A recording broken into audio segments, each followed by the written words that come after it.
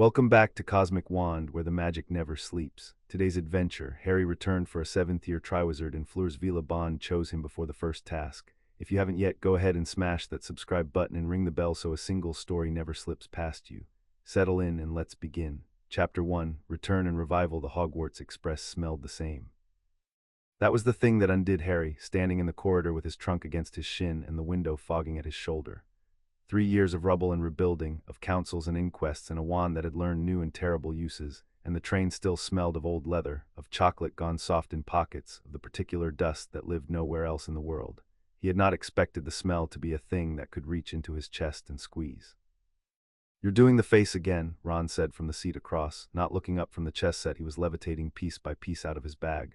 "The one where you're about to say something noble and ruin a perfectly good trip." "I wasn't going to say anything. You were thinking it, loudly." Ron set the White Queen down with the care of a man who had carried her through a war and intended to keep her. He had grown into his shoulders somewhere in the last year, lost the gangling look, kept the ears. Hermione's 2 compartments down, arguing with a prefect about whether returning students count as students. "She'll win. She always wins. Sit down before you fall down." Harry sat. The countryside slid by in green ribbons, hedgerow and sheep, and the occasional crumbled chimney that nobody had got around to mending, and he let himself watch it instead of watching the inside of his own head, which was a worse view. He was 18 years old and he had killed a man, if you could call the thing that had worn Tom Riddle's face a man, and the ministry had given him an order of Merlin he had left in a drawer, and now he was going back to school to finish a year he had walked out of in the middle of wand drawn, never imagining he would walk back in. The absurdity of it had a clean edge he could almost like. After everything, a return to Charm's homework. "It's strange," he said, coming back. "It's mental," Ron agreed comfortably. "We could be anywhere. You could be flying for a national team. Hermione could be running the Department of Mysteries by now, terrifying everyone, and instead we're going back to the place that's tried to kill us approximately every spring." He shrugged. "I missed it. Don't tell anyone." Harry almost smiled. The thing about Ron was that he could say the unsayable thing like it was nothing, leave it lying there for you to pick up, and then go back to his chess. It was a generosity disguised as carelessness. Harry had spent the worst nights of the war beside that carelessness and had learned to recognize it as the load-bearing wall it was. The door slid open and Hermione came in with 2 prefects' worth of righteousness still steaming off her and a bag that looked structurally impossible. "Settled," she announced, dropping into the seat beside Ron. "Returning 7th years are full students with full privileges, including the library stacks, which a certain Madame Pince tried to tell me were restricted to current matriculants, as if I haven't read every book in that building twice." She blew a curl off her face. "Hello, Harry, you're doing the face, so I've been told." "Don't." She said it gently, which was worse than if she had said it sharply.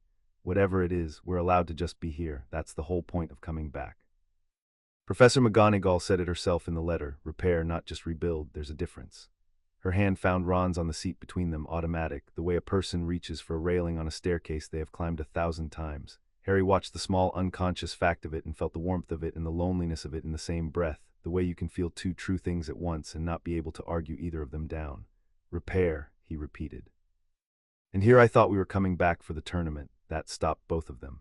"You got a letter about that too?" Ron asked. Everyone got a letter, the official one. International cooperation, the healing of nations, a symbol of unity reborn from the ashes, etc. Harry pulled the folded parchment from his jacket and dropped it on the seat where it sat, looking expensive and ICW sealed and deeply pleased with itself. "What I didn't get is why they're holding it at Hogwarts again. The last time 3 schools came together at this castle, a boy died and a war started." "That's exactly why," Hermione said, and there was the part of her that had read the histories talking now, low and careful. "It's a reclamation. You hold the ceremony at the site of the wound. You make the wound a place where something good happens on purpose in front of witnesses until the meaning of the place changes." She turned the parchment over with one finger. "It's old magic, that idea. Older than the tournament. The trouble is it only works if the good thing actually happens. And if it doesn't," she didn't answer, which was an answer. Outside, the light was going gold and long across the hills, and far ahead, where the line of the horizon bent, Harry caught the first sight of the towers. They had rebuilt the astronomy tower true to the old plans, but a few feet taller, so that it stood now slightly out of true with the rest of the silhouette, a deliberate scar made beautiful. He looked at it until the train curved and the trees took it away. The great hall had been rebuilt to remember. Harry noticed at the moment he came through the doors with the rest of the returning students, a small awkward cohort of 19 who did not fit the neat rows of children and stood instead along the back wall like chaperones at a dance. The enchanted ceiling threw down a dusk full of early stars, and beneath it the 4 long tables stretched golden candlelight, and that much was the same. What was different was the wall behind the staff table. Where the great blank stone had been, there was now a window of pale glass, unstained, clear, and set into it in thin lines of silver were names. Not house sorted, not ranked, just names, hundreds of them running floor to vaulted ceiling, lit faintly from behind so that they seemed to hang in the air like the stars on the ceiling had come down to be counted. He found the ones he was looking for without meaning to: Fred, Remus, Tonks. Colin, who had been too young and had come back anyway. His eyes did the thing eyes do, snagging on the letters, and he made himself breathe through it and keep walking because there was nothing to be done about a name on a wall except carry the person it stood for, and he had been carrying them for 3 years and would carry them the rest of his life, and that was the deal, and he had signed it.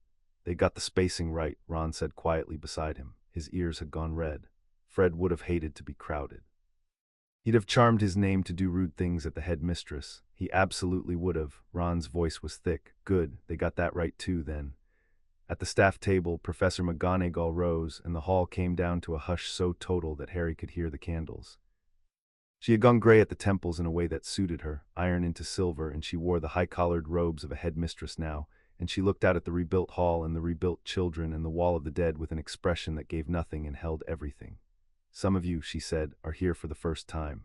Some of you are here again, having left under circumstances I will not insult by describing as ordinary. Her gaze found the back wall, found the 19, found Harry, and did not linger, which was its own kind of mercy. You will hear a great deal this year about reconciliation. You will hear it from people in expensive robes who were not here. I ask only that you remember that reconciliation is not forgetting. It is the harder thing. It is choosing every morning to build instead of to avenge. She let that sit. Now, to the duller and more urgent matters.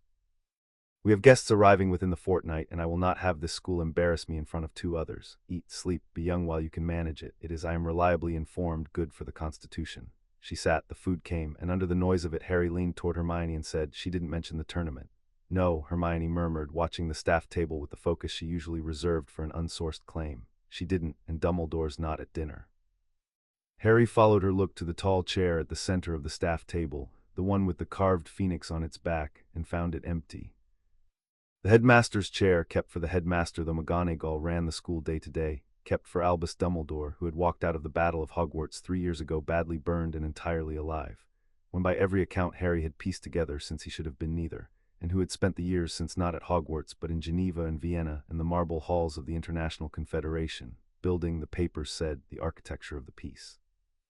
He'll be here for the tournament, Harry said. He's the one who proposed it. It's got his fingerprints all over it, the symbolism, the timing, the venue. He turned his goblet on the table, watching the candlelight bend in the pumpkin juice. 3 years he stays away, and the year he comes back he brings 2 foreign schools and an ancient blood-bound competition with him. You think he's up to something, Ron said, around a roll. I think, Harry said slowly, that Dumbledore is never not up to something. The question's never whether, it's what and who he's decided not to tell. He set the goblet down, and whether I'm in the part he hasn't told. Hermione didn't tell him he was being paranoid. That, more than anything, told him she had been thinking it too. The fortnight passed the way the start of any term passes, in a blur of timetables and relearned staircases and the strange grief of finding everything almost where you left it. Harry took NEWT defense with a new professor, a sharp exorer named Vance who treated the returning students like colleagues and the rest like recruits, and he found he liked it, found he liked the cold, clean logic of it, the way a duel was a problem you could actually solve. On the first day, Vance set the room a dueling drill that was meant to take the term to master, a layered defense against 3 simultaneous attackers, and watched with narrowed eyes as Harry took it apart on the second attempt, not by being faster than the spells, which was impossible, but by moving so that 2 of the 3 attackers were always between him and the third, turning their numbers into a Q. Vance said nothing for a moment. Then he said, Mr. Potter will demonstrate that again slowly, and the rest of you will write down what he does with his feet, because his feet are doing the actual fighting and his wand is just keeping score. It was the first time a teacher had described how Harry's mind worked back to him in a way he recognized. He flew in the evenings when the pitch was empty, low and fast and pointless, just to feel the wind take the noise out of his head. And he sat with Ron and Hermione in the common room until the fire burned down, and on the 3rd such night Hermione came back from the library with an armful of books and a particular gleam and dropped them on the table between them. I looked it up, she said, the allure, what everyone says it does and what nobody can do about it. She opened the topmost book to a marked page. It's not a charm. You can't shield against it because there's nothing coming at you to shield. It doesn't push, it invites. It speaks to the part of the brain that decides what you want before the rest of you knows there's a decision being made. There's no recorded counter. A clemency doesn't touch it. Strongwill doesn't touch it. The books are very clear. Nobody is immune. Why are you researching allure? Ron asked, with the wariness of a man who has noticed a storm on the horizon of a conversation. Because Beauxbatons arrives in 3 days, and I would rather know the shape of a thing before it walks through the door. She closed the book over her thumb. The one source that even mentions exceptions is a Veela text, translated badly, 800 years old. It doesn't say immunity is impossible. It says the allure finds no purchase on one it has already chosen to keep. She frowned at the page. I don't know what that means. I wrote it down anyway because it bothered me, and the things that bother me usually turn out to matter. That's the most ominous sentence anyone said all term, Ron said, and McGonagall implied we might die of being young. It was, in a word Harry distrusted because it was too simple, good. The fire and the chess, and a friend who loved him enough to do unprompted research about other people's magic on the off chance it would keep him safe. He held on to the evening longer than he meant to, the way you hold the last warm thing before a cold walk. Then the schools came. They came on a Tuesday, in the last gold hour before dark, and the whole castle turned out on the lawns to watch because there is nothing a school loves more than a spectacle that isn't a lesson.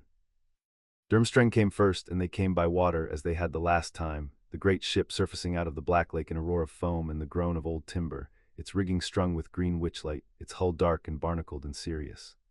The students who came down its gangplank wore fur even in the September warmth and walked like people who had decided in advance not to be impressed by anything, and at their head walked a man Harry knew. Victor Crumb had thickened into himself the way great athletes do as they leave their 20s, broad now where he had been gangly, his famous scowl softened by what might have been actual contentment. He carried himself without the hunch of the gangly youth Harry remembered. When his dark eyes swept the crowd and found Harry's, they stopped, and Crumb inclined his head, one survivor to another, a greeting with no smile in it and a great deal of respect. He's there, what coach? Ron whispered. Chaperone. I thought he retired. Headmaster Karkaroff's dead, Hermione said quietly. Has been for years. They have a new headmaster, Demidov, I think the letter said. Crumb's a national figure. They want him here for the prestige. And he's of age and famous, and the new rules say of age only. She tilted her head. I'd put money on him being their champion. That's a terrible bet, Ron said. Everyone would put money on that. Beauxbatons came by air. Harry heard it before he saw it, a sound like the inside of a seashell made enormous, a rush of wind that had music folded into it. And then the carriage came down out of the dusk, drawn by the great pale horses with their manets streaming, vast and golden and impossible, settling onto the lawn with a delicacy that the size of it made absurd. The doors opened. Madame Maxime descended first, mountainous and magnificent, her dark eyes already taking the measure of the castle and finding it adequate. And behind her, in a column of pale blue, came the students of Beauxbatons, and the air on the lawn changed. Harry felt it as a kind of pressure, a turning of every head, a hush and then a low murmur, the way a room reorients itself around a sudden source of light. He had heard about it. He had even dimly in another life felt the edge of it across a great hall when he was 14, and had not understood what he was feeling. Veela allure, or the human diluted echo of it, a magic that worked on the oldest and stupidest parts of the brain, the parts that decided what was beautiful and what was wanted before the rest of you got a vote. Around him, boys went slack-faced. Ron's mouth had come slightly open.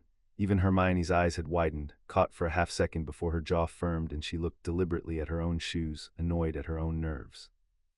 And at the head of the column walked a young woman with hair the color of moonlight on water, and Harry looked at her and felt nothing. That was not right. He looked again, the way you look twice at a number that doesn't add up. She was beautiful, objectively, the way a drawn sword is beautiful, all line and edge and a brightness that did not invite touching.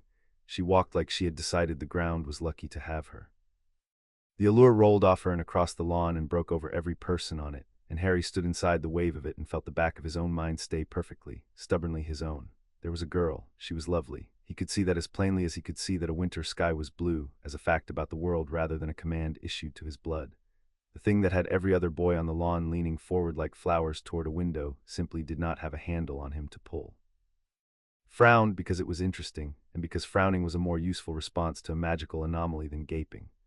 And the young woman crossing the lawn at the head of her school in the middle of a current of attention that she clearly wore the way other people wore a coat turned her head and looked straight at him. It was nothing. It was less than nothing. Her gaze swept the crowd, snagged on the one still point in a field of swaying, and moved on, the whole thing over in less time than it takes to describe. But in the half-second their eyes crossed, Harry saw her register him, register the absence in him, the place where the pull should have caught and hadn't, and saw something flicker behind the perfect composure of her face. Not interest, something more like the look of a person who has walked a familiar staircase in the dark and found one more step than there should have been. A jolt of the unexpected, quickly mastered. Then she was past, and Madame Maxime was sweeping her toward the castle doors, and the moment closed over like water. "Did you see her?" Ron said with the dazed reverence of the recently allured. Harry, did you see? I saw her, Harry said. He was still frowning. Who is she? That, said Hermione, recovered now and watching the blue column vanish through the doors with the narrow look of a scientist who has spotted an interesting variable, is Fleur Delacour. She competed the last time when she was 17. She's 20 now, works for Gringotts breaking curses, by all accounts brilliant and unbearable in equal measure. She glanced at Harry. And she's part Veela, which you'd have known if you felt what the rest of us just felt. You didn't, did you? I was watching you. Everyone on this lawn turned to mush and you stood there like she was a weather report. I noticed it didn't work, Harry admitted. On me, I don't know why. Hermione's gaze went distant, the look she got when a question lodged in her and started growing roots. That's not supposed to be possible. Remember, the book finds no purchase on one it has already chosen to keep. She looked at him a moment longer than was comfortable. Interesting. Don't, Harry said. Don't do the research voice. The last time you did the research voice, we ended up brewing polyjuice in a toilet. I'm not doing a voice, Hermione said in the research voice and let it go, and they went up to the castle for the feast. The welcome feast that night was a careful, watchful affair, the 3 schools seated at 3 tables and pretending not to size one another up. The Durmstrang students ate like they were storing it against a siege. The Beauxbatons girls picked at the heavy Hogwarts food with the polite suffering of people raised on lighter fare and turned the whole room's attention toward their table without trying, so that half of Gryffindor kept finding excuses to look that way. Harry watched Fleur Delacour sit at the center of that turning and eat her soup the way you ignore a draft from a badly fitted window, an irritation she had long ago decided not to dignify. Once a 4th year 2 seats from Harry knocked over his goblet trying to get a better view of her, and she did not so much as glance up, and Harry respected the discipline of it, the labor of carrying that much attention and refusing to spend a single coin of it. He was halfway through pudding when a shadow fell across the table, and a low, accented voice said, Potter. Victor Crumb stood over him, holding a plate in one large hand, looking faintly uncomfortable to be doing something so social. Up close the years had marked him kindly. The scowl that had launched 1,000 newspaper photographs had become something more like a habitual seriousness, and his dark eyes, when they met Harry's, held an unguarded directness the sullen youth of the last tournament had never managed. Crumb, Harry said, and moved his bag off the bench. Sit, if you want. Ignore Ron, he's about to have a religious experience. I am being normal, Ron said in the voice of a man who was not being normal, and shook Crumb's hand twice. Crumb sat. For a moment he ate in silence, the way some people make their whole conversation out of being willing to share a table. Then he said without preamble, I read the real account of the end of the Var, not the newspapers. The newspapers made it a story for children. His jaw worked. You did a hard thing and they gave you a medal, and now they vant you to do it again so they can feel brave vatching. I know this feeling. In my country they do the same with me, only it is Quidditch, which matters less. He looked at Harry steadily. I do not wish to fight you because they have decided we are symbol, but we are here, so. He inclined his head, the gesture from the lawn. Fairly then, no knives in the dark. Wait for the old men in the robes are planning. We do not have to help them. It was the longest speech Harry had ever heard Crumb make, and probably ever would, and it landed in him with the weight of an oath. Fairly, Harry agreed and meant it. And if it turns out the old men in the robes are planning something, you tell me, I tell you. Crumb considered this with the gravity he gave to everything. Yes, he said, I think we will need to. His gaze slid briefly toward the Beauxbatons table, toward the still point at the center of all that turning attention, and came back to Harry with something thoughtful in it that he did not explain. Eat your pudding, Potter. They do not feed champions once it begins. They only vatch them burn. He rose, inclined his head a 3rd time, and went back to his own table, and Ron exhaled the breath he had apparently been holding for the entire conversation. That, he said reverently, is the single coolest man alive, and he just made friends with you, and I was there. This year is going to be unbearable, and I love it. Harry didn't answer. He was watching the Beauxbatons table again, where Fleur Delacour had for one unguarded instant stopped pretending the room wasn't staring, had lifted her head and looked across the hall, past all of it to the place where Harry sat, and then gone back to her soup, and you would never have known she had moved. He carried the strangeness of it up to the dormitory afterward, turning it over in the back of his mind the way you keep a coin in your pocket, turning it with your thumb without looking at it. A girl whose magic broke over the world like a tide, and a still place in that tide where the tide had no purchase, and the flicker in her face when she found it. It meant nothing. It was a curiosity. He told himself that all the way up the stairs and did not entirely believe it. He couldn't sleep that night, which was nothing new. The dormitory had been rebuilt to match the old one down to the warped board by the window that complained when you stepped on it, and the familiarity of it pressed on him until the walls felt close, and a little after 1 he gave it up and took his broom down through the silent castle and out onto the grounds. The night was clear and cold, the stars hard and bright, the lake a sheet of black glass with the dark bulk of the Durmstrang ship riding on it. He flew low over the pitch, slow, lazy circuits, letting the air do the work it always did, scrubbing the inside of his skull clean. Somewhere past the 3rd lap he became aware that he was not alone. She was standing at the edge of the pitch where the grass gave way to the slope down to the lake, a pale figure in a traveling cloak looking out at the water.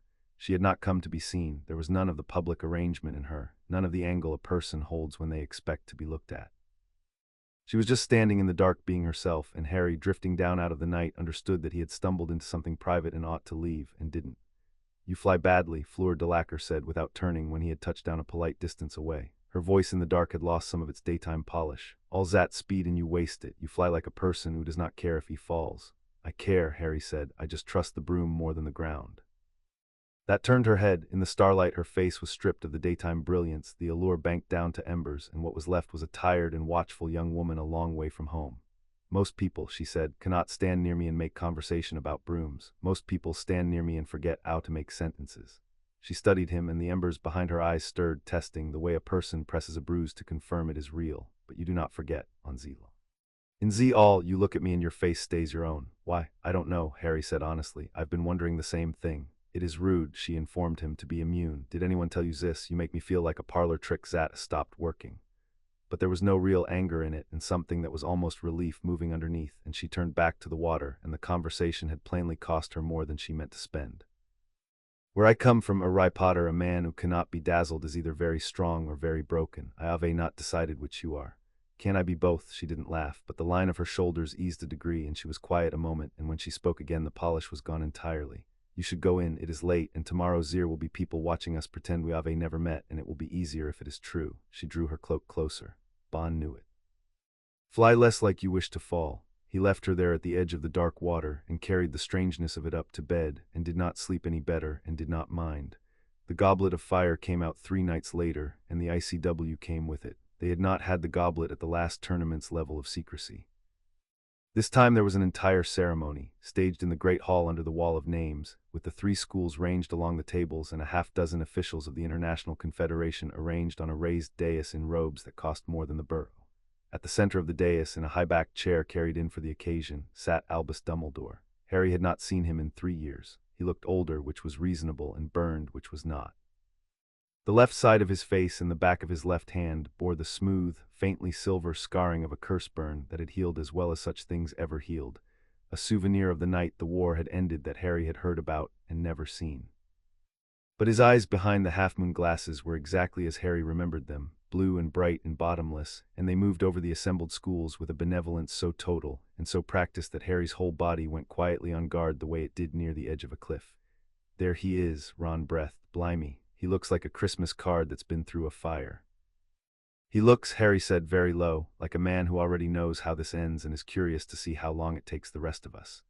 Dumbledore rose, and the hall stilled, and he spoke, and his voice was the same too, that warm grandfatherly current that made you want to lean in and be told everything was going to be all right. He spoke of the war without naming its dead, which Harry noted. He spoke of the wound in the world and the long labor of its mending.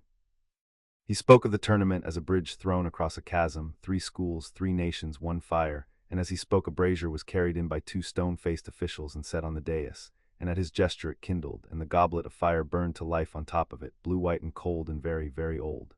"The rules," Dumbledore said, "have been amended, as you know, in the spirit of a kinder age. No competitor under the age of 17 may submit a name. The goblet itself has been rebound to refuse them. There will be no aging potions, no clever charms, no tragedies born of children reaching for glory before glory has any business with them." His scarred hand moved through the air above the flame, not touching it. "Each of you who is of age and willing may write your name and your school and offer it to the fire. The fire will choose 3. Those 3 will be bound, and I would have you hear this word, all of you, in a year that has talked a great deal about binding and freedom. Those 3 will be bound by a contract older than any government in this room.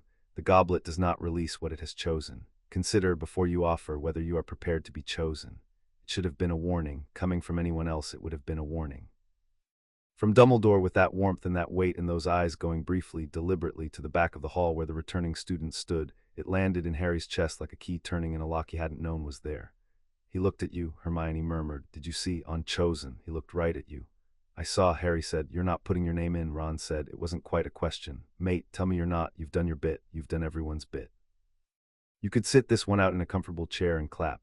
"I'm not putting my name in," Harry said, and meant it, and watched Dumbledore's scarred hand pass over the cold fire one more time, and felt the unease settle in him, not because he intended to do it, but because he had the strong and specific sense that intending had very little to do with what was going to happen. The schools filed up over the following days to offer their names. Harry watched the line of it from the side, watched Crumb stride up and drop his parchment in with the grim economy of a man doing his duty, watched the Durmstrang boys behind him, watched the Beauxbatons girls in their pale blue. He watched Fleur Delacour cross the hall to the goblet on the second evening, and he watched the room turn toward her, and he watched her ignore all of it with a completeness that was almost a discipline. She wrote her name, she held the parchment over the blue fire. And before she let it fall, she looked just once across the hall, not at the crowd, not at her schoolmates, but at the spot near the wall where Harry was standing, found him without searching, met his eyes for the second time in a week, and dropped her name into the fire while she was looking at him. It was probably nothing. People's eyes go places. But Harry stood very still under the wall of names and felt the moment go through him like a struck note, and across the hall the blue fire flared white as it took her name, and Fleur Delacour turned and walked away without looking back. "What was that?" Hermione said at his elbow. She hadn't missed it. Hermione never missed anything. "Nothing," Harry said. Said Hermione, who had a whole vocabulary in that syllable, and let it go, which was more than she usually let anything go, and Harry understood that she was watching something take shape that she did not yet have a name for, and was, scientist to the bone, waiting for more data before she said the word out loud. The choosing was held on the last night of the month. The hall was packed to the walls. The candles had been dimmed so that the only true light came from the goblet on its brazier and the faint glow of the names on the back window, and the effect was of being underwater or under stars, every face uplit in blue. Dumbledore stood beside the flame with his scarred hand resting lightly on the lip of the goblet, and McGonagall beside him with her lips pressed thin, and Madame Maxime and the dark severe figure of the new Durmstrang headmaster ranged on either side, and the whole great room held its breath as one animal. Harry stood between Ron and Hermione near the back and watched the fire and tried to ignore the thing crawling up the back of his neck, the certainty he could not justify, the feeling of a story he was already inside of bending toward him. The goblet flared red. It happened the way it had the last time, the flame leaping high and changing color, a charred slip of parchment spat up out of the heart of it to be plucked from the air by Dumbledore's good hand. He read it without surprise because Dumbledore was never surprised, and his voice filled the hall. "The champion for Durmstrang," he said, "is Victor Krum." The Durmstrang table roared. Krum rose, accepted it with a nod, walked to the small door behind the staff table where the champions were to gather, and the noise followed him out. The goblet flared again, blue-white to red, another slip rising on the heat. "The champion for Beauxbatons," Dumbledore read, "is Fleur Delacour." The pale blue of the Beauxbatons students rippled with applause, contained and elegant, and Fleur rose from among them and crossed the hall, and the room turned toward her once more, helpless, and she walked through the turning of it untouched and unhurried and passed within 10 feet of Harry on her way to the champion's door. As she passed, she did not look at him. He was certain she did not look at him. And he was equally certain with the part of his mind that had kept him alive through a war by noticing exactly this kind of thing, that not looking at him had cost her something, that she had spent a deliberate effort on the geometry of her own gaze to keep it from going where it wanted to go, and that this was a strange and significant thing for a person to do about a stranger. She went through the door. It closed. The goblet flared a third time.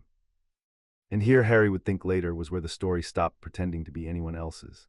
The flame went up and changed, and a third slip of charred parchment rose spinning on the heat, and Dumbledore's good hand closed on it, and his bright blue eyes went down to it and then up slowly across the whole length of the hall to the back wall to the place where the returning student stood to Harry, and there was no surprise in his face.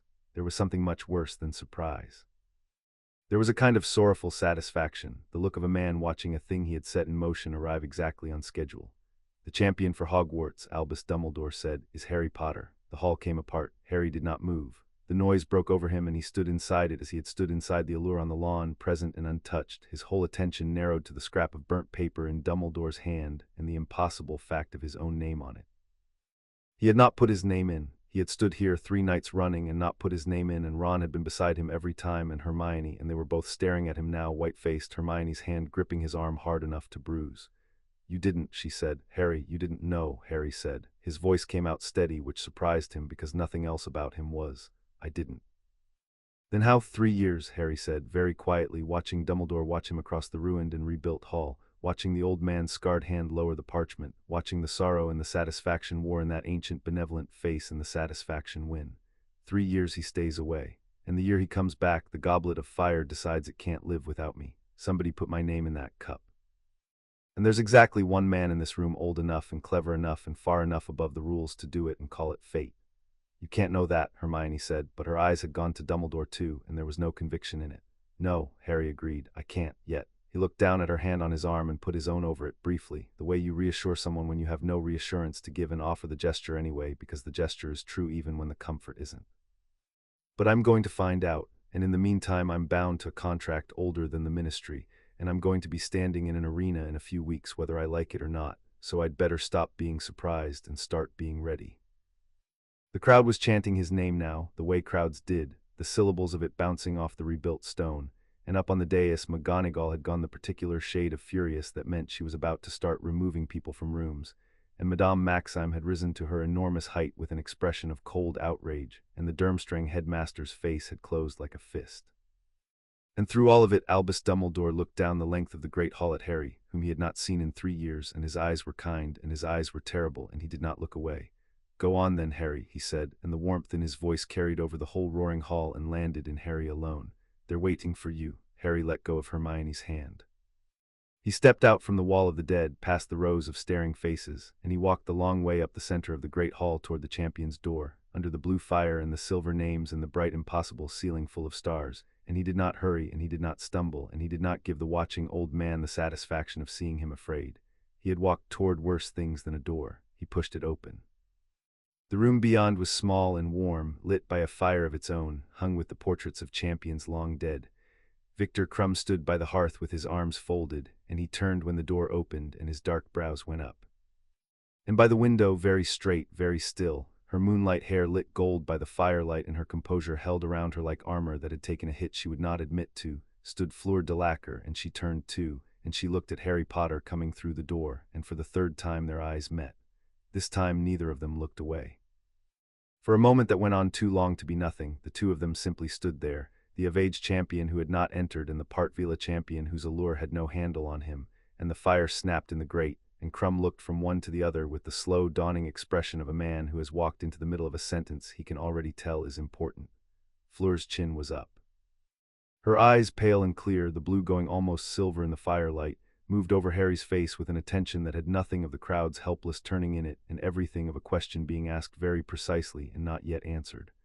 There was the flicker again, the one he'd seen on the lawn, the unexpected step in the dark staircase, except that now it did not pass. Now it stayed and deepened, and behind the perfect armor of her face something Harry had no name for began slowly to come apart.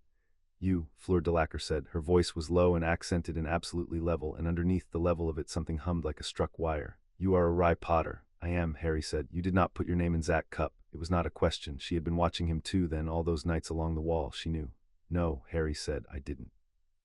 No, she agreed softly, and her eyes did not leave his face, and the thing behind them came a little further apart, and out in the hall the crowd was still chanting a name that, for the length of that look, neither of them could hear. None, of course you did not. She drew a breath that did not quite steady her. And yet ere you are bound to it was me. Something crossed her face that she mastered and could not entirely hide, a brightness that was almost fear and almost the opposite of fear. Perhaps, she said very quietly, almost to herself, in the warm small room while the door stood open on the roaring hall behind him, perhaps that is not an accident, either. The door swung shut on the noise. The fire burned. 3 champions stood in a room meant for 3 champions. And Harry Potter, bound by a contract older than the government, watched by a wronged headmistress and a thoughtful Quidditch star and a benevolent old man with terrible, kind eyes, looked across the firelit room at the one person in 3 schools his presence seemed to genuinely unsettle, and felt the coin turn over in the back of his mind one more time, and understood that whatever this year was going to be, it had already quietly, while everyone was watching the fire, become something else. Chapter 1 and Chapter 2. What the fire chose. The argument about whether Harry Potter could be made to compete lasted until 2 in the morning and accomplished nothing, which was the most predictable thing about it. He sat through it in the champion's room with his back against the warm stone of the hearth and watched the adults discover, one by one, the fact he had already accepted in the first 10 seconds. Madame Maxime wanted him disqualified on the grounds that a 4th name in a 3-school tournament was a fraud. The Durmstrang headmaster, Demidov, a lean gray man who spoke rarely and watched constantly, agreed with her purely for the pleasure of agreeing with no one's plan but his own. McGonagall wanted the entire ceremony declared void and Harry sent back to his dormitory. And the ICW official, a round, pink man named Casimir Beauregard, who had been introduced as the tournament's chief organizer, and had the soft handshake of a person who organized things by signing other people's work, kept repeating the word binding with the patience of someone reading a will to people who had hoped to be richer. The Goblet of Fire, Beauregard said for the fourth time, is not a hat that can be put back on a shelf. It is a contract. Mr. Potter's name came out of it. The contract is therefore formed. Were he to refuse, he would lose his magic slowly, the texts suggest, and not kindly. I do not make the rule, I merely have the misfortune to know it. He is 18 years old, Maxim said in a voice that could have cracked the window of names. He has fought a war, and you will tell me there is no power in this room that can release one child from one cup. He is not a child, said Dumbledore. It was the first thing the headmaster had said in an hour, and the room turned to him the way the lawn had turned to Fleur, helpless and instant, and Harry watched it happen and understood that the two of them had more in common than either would like. Dumbledore sat in the chair that had been carried in for the dais, his scarred hand resting on the carved arm of it, and his eyes moved over the assembled adults with that bottomless blue benevolence, and then they came to rest on Harry and stayed. He is 18 and of age, and the law that governs the goblet does not recognize the distinction between a man who is owed a quiet life and a man who is not. I am as grieved as any of you that his name was entered. I did not enter it. He let that sit, and the soft sorrow in his face was so complete that Harry would have believed it if he had not spent his whole life learning that Dumbledore's sorrow was the most reliable warning he ever gave. But it was entered, and the contract holds. And so the only kind thing left to do for Harry is to stop arguing about whether he must compete and start helping him to survive it. Convenient, Harry said. The whole room looked at him. He had not raised his voice. He had learned in the war that the quietest thing in a loud room is the thing everyone strains to hear. You'll forgive me, Professor. Harry got to his feet, unhurried, and brushed the hearth ash from his palms. 3 years you stay in Geneva. You build the peace, you build the tournament, you build the rules that say only the willing and of age can enter. And the year you bring it all back to this castle, a contract older than the ministry reaches into a sealed cup and pulls out the one name in Britain that fills a stadium. He held the old man's gaze and did not look away, because looking away was a tell and he had none to give. I'm not arguing about whether I compete. Beauregard's right about the contract. I could feel it close the second my name came out, like a door I didn't know was open. I'll compete. But I want you to know that I know there's a reason I'm here, and it isn't fate, and when I find out what it is, we're going to have a very different conversation than this one.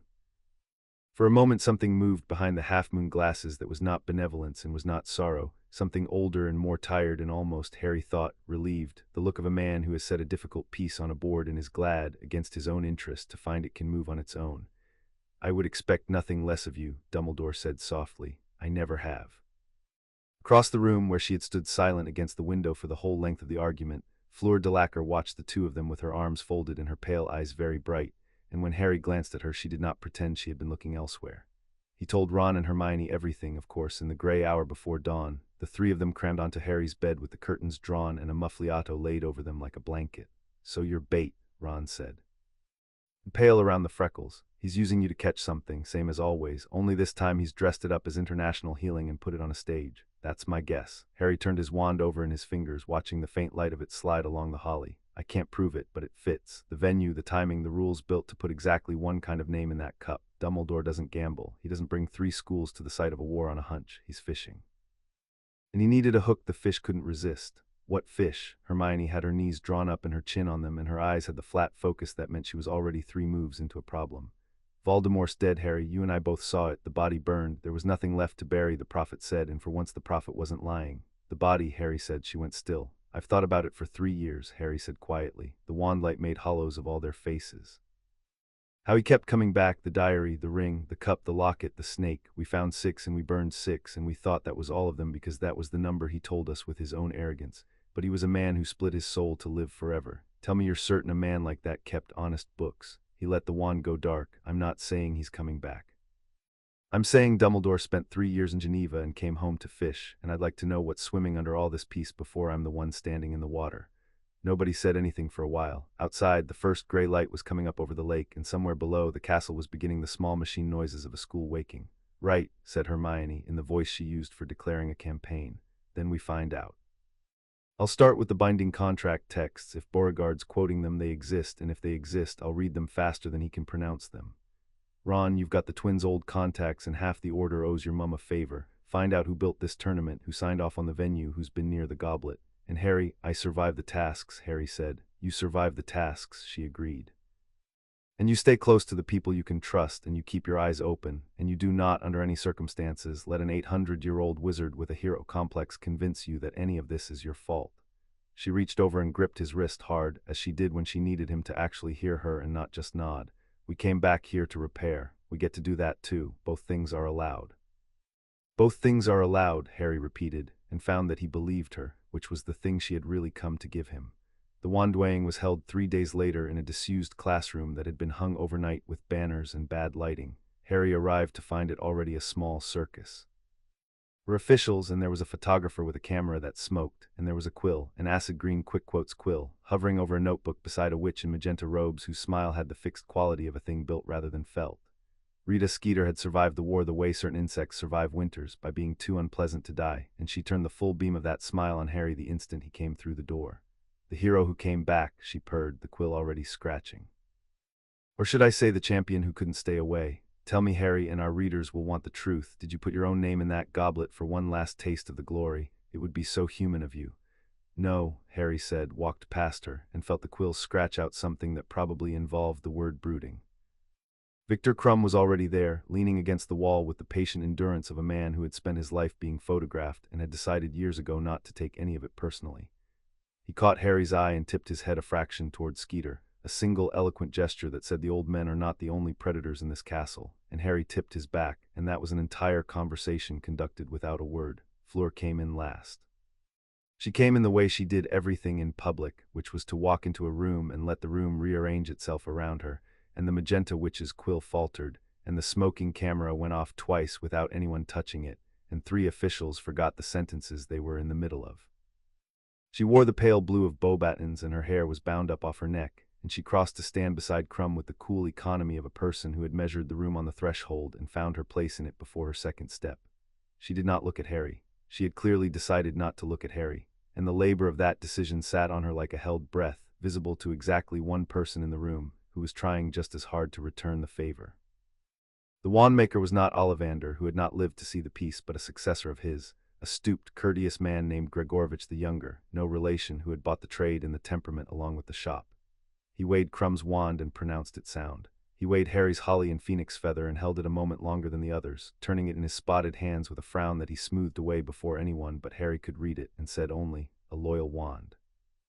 It has been asked to do hard things and has not broken. That is rarer than people think." He handed it back. "Mind that you are as loyal to it." Then he took Fleur's wand, and the room changed. He held it up to the bad light, this length of pale rosewood, and he said conversationally, "Rosewood, 9.5 inches, and the core." He stopped. He brought the wand close to his eye. "The core is a single hair from the head of a Veela. Your grandmothers, I should think. They do not give these freely." He looked at Fleur with new attention. "This wand is temperamental. It is also, when its owner is in earnest, very nearly unstoppable. I would not like to be the thing it was pointed at on a bad day." "It is not pointed at things on good ones," Fleur said, and took it back, and the room laughed, and the moment should have ended there. It did not end there. Because as her fingers closed around the rosewood, something passed across her face, a stillness, a sudden listening, the expression of a person who has heard their name called in a crowd and cannot yet find the mouth that said it. Her eyes came up helplessly and crossed the room and found Harry and stopped, and the air in the badlit classroom began very quietly to fill with light. It did not come from the windows. It came from her or from around her, a pale gold radiance that gathered at the edges of things the way frost gathers, rimming the banners and the smoking camera and the magenta witch's appalling robes in a thin line of cold fire. The photographer's camera floated up off its strap.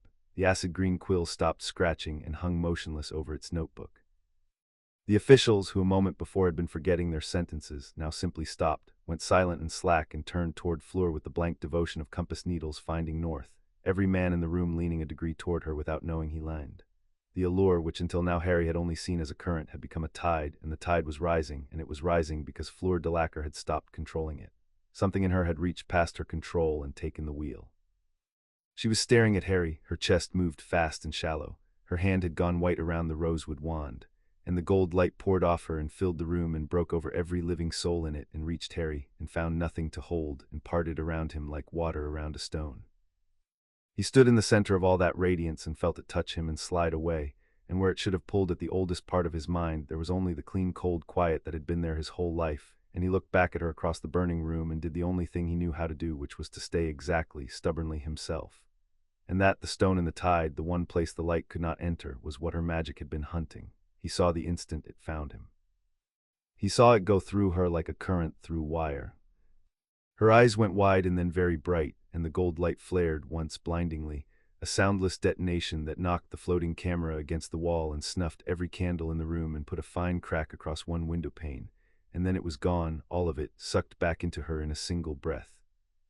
And the classroom snapped back into ordinary dim daylight with the officials blinking, and the magenta witch's quill lying dead on the floor and Victor Crumb standing very straight with his wand already half drawn and his eyes fixed on Fleur.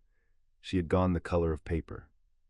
She stood with her wand clutched to her chest and her gaze locked on Harry across the suddenly silent room, and on her face was an expression he had never seen on anyone, a thing past surprise, a thing he would spend a long time afterward trying to name and failing, the look of a person who has been handed a truth so large it has rearranged the furniture of their entire life in the space of a heartbeat, and who has not yet decided whether to weep or run. Non, Fleur said, just that. Very quietly in French to herself, to the room, to the universe that had done this to her. Non, pas lui, pas possible. And then she turned and walked out of the room fast, her spine perfectly straight, leaving the door open behind her and her wand weighing unfinished, and every man in the room slowly surfacing from a daze they could not account for. And Harry stood where he was with the whole strange weight of what had just happened settling into him, and understood, without being told, without yet knowing the words for it, that something had reached across that burning room and chosen him, and that it had not asked him first.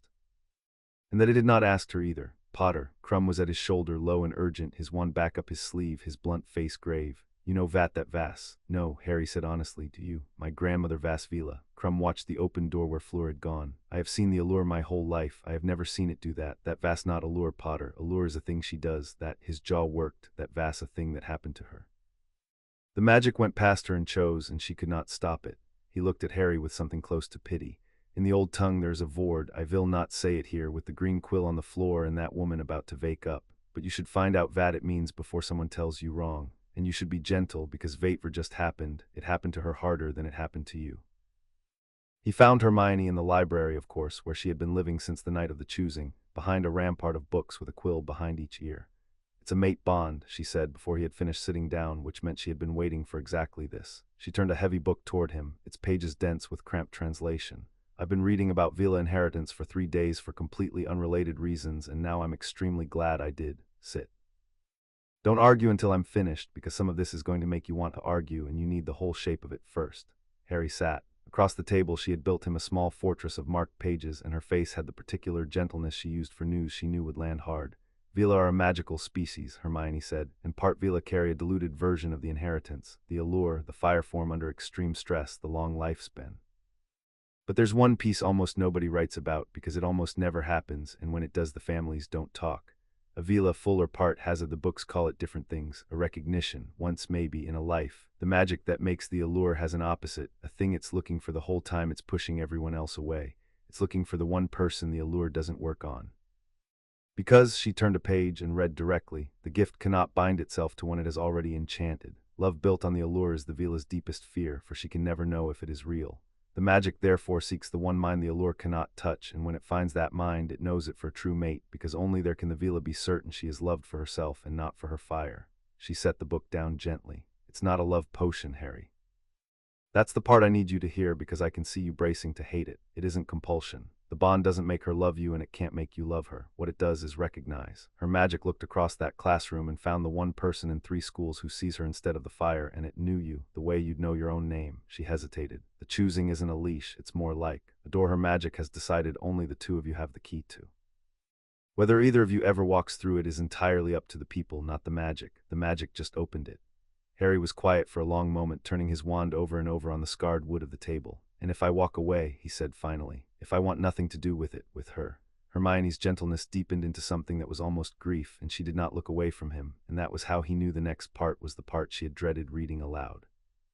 Then you can, she said, you absolutely can, and no one would have any right to make you feel otherwise, and I'll back you whatever you choose, you know I will. She drew a breath, but it costs her. The recognition is it's not reversible. Her magic has bound itself on her side whether she wanted it to or not. If the chosen mate rejects the bond entirely, the Veela doesn't die. The modern texts are clear about that. The old ones exaggerate, but she diminishes. The allure dims. The fire goes out of her slowly. The books call it the long winter. She'd live, she just wouldn't. Hermione's voice caught. She wouldn't be entirely herself again, ever. It's the cruelty built into the gift, Harry. The one person whose love would prove real is the one person who can break her by withholding it. The library was very quiet. A clock somewhere counted off the afternoon. So she's trapped, Harry said. The cold had come into him, the clarifying cold. Her magic chose me without asking her, and now if I say no I ruin her, and if I say yes she'll never know whether I meant it or just pitied her enough not to break her. He looked up. That's monstrous, Hermione. That's the most monstrous thing I've ever heard, and nobody set out to build it. It just grew that way. Yes, Hermione said simply. That's exactly what it is, which is why what you do next matters more than almost anything you've ever done. And why I think she walked out of that room not because she's frightened of you. She closed the book, but because she's just realized she's been handed a person she's not allowed to want carelessly, and a person she's not allowed to lose in the same minute. I don't think anyone's ever needed you to be kind as much as that girl needs it right now, and being kind here is going to be much harder than being brave. She was waiting for him at the foot of the library stairs, which was not possible, because no one had known he was in the library, and the size of her filled the stairwell so completely that there was no question of going around. Madame Olympe Maxime did not waste words on greeting. You will walk with me, Monsieur Potter, she said, in the low contralto that had ended arguments in 3 languages, and you will listen, and when I am finished you will tell me the truth, and I will know if it is not the truth, so do not trouble yourself to lie. I have not the patience tonight for a clever boy. They walked. She set a pace that was leisurely for her and brisk for Harry, down the torchlit corridor toward the cold air at its end, and her dark eyes never left the middle distance, the way a general looks at a field while talking about a soldier. You know what happened in that room this afternoon, she said. Your friend with the books will have told you. I watched her carry half the library to a corner table the day you were chosen. She is thorough, that one, and discreet, which is rarer, so. You know the word even if you have not heard me say it. You know that Fleur's gift has reached past her hand and chosen, and that it chose you, and that she had no more say in it than the lightning has in the tree. Her jaw tightened. I have known that girl since she was 11 years old and too beautiful for her own safety and too proud to admit she was frightened of it. I have watched her build her whole self around a single decision, that she would never be a fool for anyone because she could never be sure anyone was not a fool for the fire. And this afternoon her own blood took that decision away from her in front of a woman with a green quill. She stopped walking. The corridor was empty and cold and the last torch guttered. So you will understand, Monsieur Potter, that I am not in a forgiving mood toward whatever fate, or whatever scheming old man, arranged for the one mind in Europe she cannot dazzle to be standing in that particular room on that particular day. You think Dumbledore arranged it, Harry said. I think, Maxime said, that I have lived a long time in the shadow of men who call their convenience destiny, and I have learned to smell it. She turned the full weight of her attention on him, and it was a considerable weight. But that is a matter for later. Tonight I care about one thing only, and it is not the tournament, and it is not your famous war, and it is not the politics that will descend on this castle the moment Fleur's mother hears what her daughter's gift has done. Tonight I care whether you are going to be kind. I'm going to be kind, Harry said. Anyone can say it. Her voice did not rise, it dropped, which was worse. Let me tell you what kindness is not, so that you do not mistake one for the other and break her while believing yourself gentle. Kindness is not pity. If you stay with her because the books told you she will fade if you go, she will feel it every day as she feels the fire in every other man's eyes, and it will be a slower poison than the leaving would have been. Kindness is not rescue. She does not need a hero. She has been her own hero since she was a child, and she will not thank you for trying to take the post. And kindness is not haste. She leaned down, and even bent she was tall, and her dark eyes were not unkind, only terribly serious. You are a famous young man with a generous heart and a habit, I suspect, of throwing yourself in front of other people's pain. Do not throw yourself in front of hers. Do not decide tonight that you love her because it would solve the problem. That is the cruelest gift you could give her, because she would believe it, just long enough to be destroyed when you discovered you had only meant to be good. It landed harder than any threat would have, because it was not a threat. It was the exact shape of the easy thing Harry had already in the library half decided not to do, said aloud by a woman who loved Fleur enough to protect her even from a rescue. I already worked that out, Harry said quietly. In the library. Hermione laid it out, and then Crumb said it on the stairs, and now you've said it 3 different ways, and you're all right, and I'm not going to do it. I'm not going to tell her I love her to fix this. I don't love her. I've known her 11 days. He held the great dark gaze without flinching. What I'm going to offer her is time, the slow kind. No pity, no rescue, no fire she can't feel. Just 2 people finding out whether there's anything real underneath a thing that got decided for both of us. If there isn't, we'll have been honest about it, and she'll be whole, because I won't have lied. And if there is, he let the thought stand unfinished, because finishing it would have been a promise he had no right to make yet. Then she'll be the first person who ever got to know it was real. For a long moment Madame Maxime looked at him, and the corridor was silent except for the dying torch, and something in her vast composed face shifted by a degree that, on a smaller person, would have been a sigh. Time, she repeated. You will offer her time. She straightened to her full height, and the general came back into her bearing, but the edge had gone out of it. That is a better answer than I expected, and a far better one than the boys who swore to die for her ever managed. They always wanted to die for her. None of them ever offered to be patient with her. It is a great deal more difficult patience. It cannot be done in one heroic afternoon. She began to walk again, and he fell in beside her, and at the door to the cold she paused. Her mother will come. Pauline Delacour is everything Fleur is, and 40 years more certain of it, and she will not be charmed by your fame or your war, and she will test you in ways you will not see coming until they have already happened. The Veela do not leave the matter of a true mate to chance or to children. There is a council, and there are customs older than your ministry, and they will want their say. Her mouth bent. I tell you this not to frighten you, Monsieur Potter, but because a man who's given fair warning of a storm and walks into it anyway is worth something. Will you walk into it? I've walked into worse, Harry said, and none of the others had Fleur at the other end of them. The thing that crossed Madame Maxim's face then was almost very nearly approval, and from her it had the force of a decree. Go and find her, she said. She will be at the water. She always goes to water when the world is too much. It is the half of her blood that is not fire. Go and offer her your slow, honest time, and say it plainly, and do not flinch when she tries to send you away, because she will. It is the only test she knows how to give. She opened the door onto the dark grounds with one enormous hand, and Monsieur Potter. If you're lying to me, if this is the famous boy's reflex to be good rather than a man's decision to be true, I will know, and there is not a war hero in the world large enough to stand between me and a person who has hurt that girl. Bond knew it. The door closed behind him, and Harry stood a moment on the cold step with the whole weight of the warning settling onto him, and then he went down across the dark grass toward the water, where she always went when the world was too much.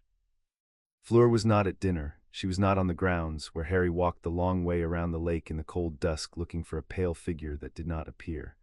She was not in the carriage's lit windows, where the Beauxbatons girls moved behind the glass like fish in a bright tank. He had almost given it up and turned back toward the castle when he found her in the last place he looked, which was the place he should have looked first, at the edge of the Quidditch pitch, where the grass gave way to the slope down to the water, standing exactly where she had stood the night they spoke about brooms. She did not turn when he came up, but she knew he was there. Her shoulders told him she knew. You should not be heir, she said. Her voice had lost every trace of its public polish. Low and tired and stripped down to the person underneath. Perhaps you do not understand what has append. Perhaps your friend with the books has not told you yet. You should go back inside and forget this afternoon and let me handle what is mine to handle. Hermione told me, Harry said. He stopped a polite distance away, the same distance as before, and looked out at the black water with her.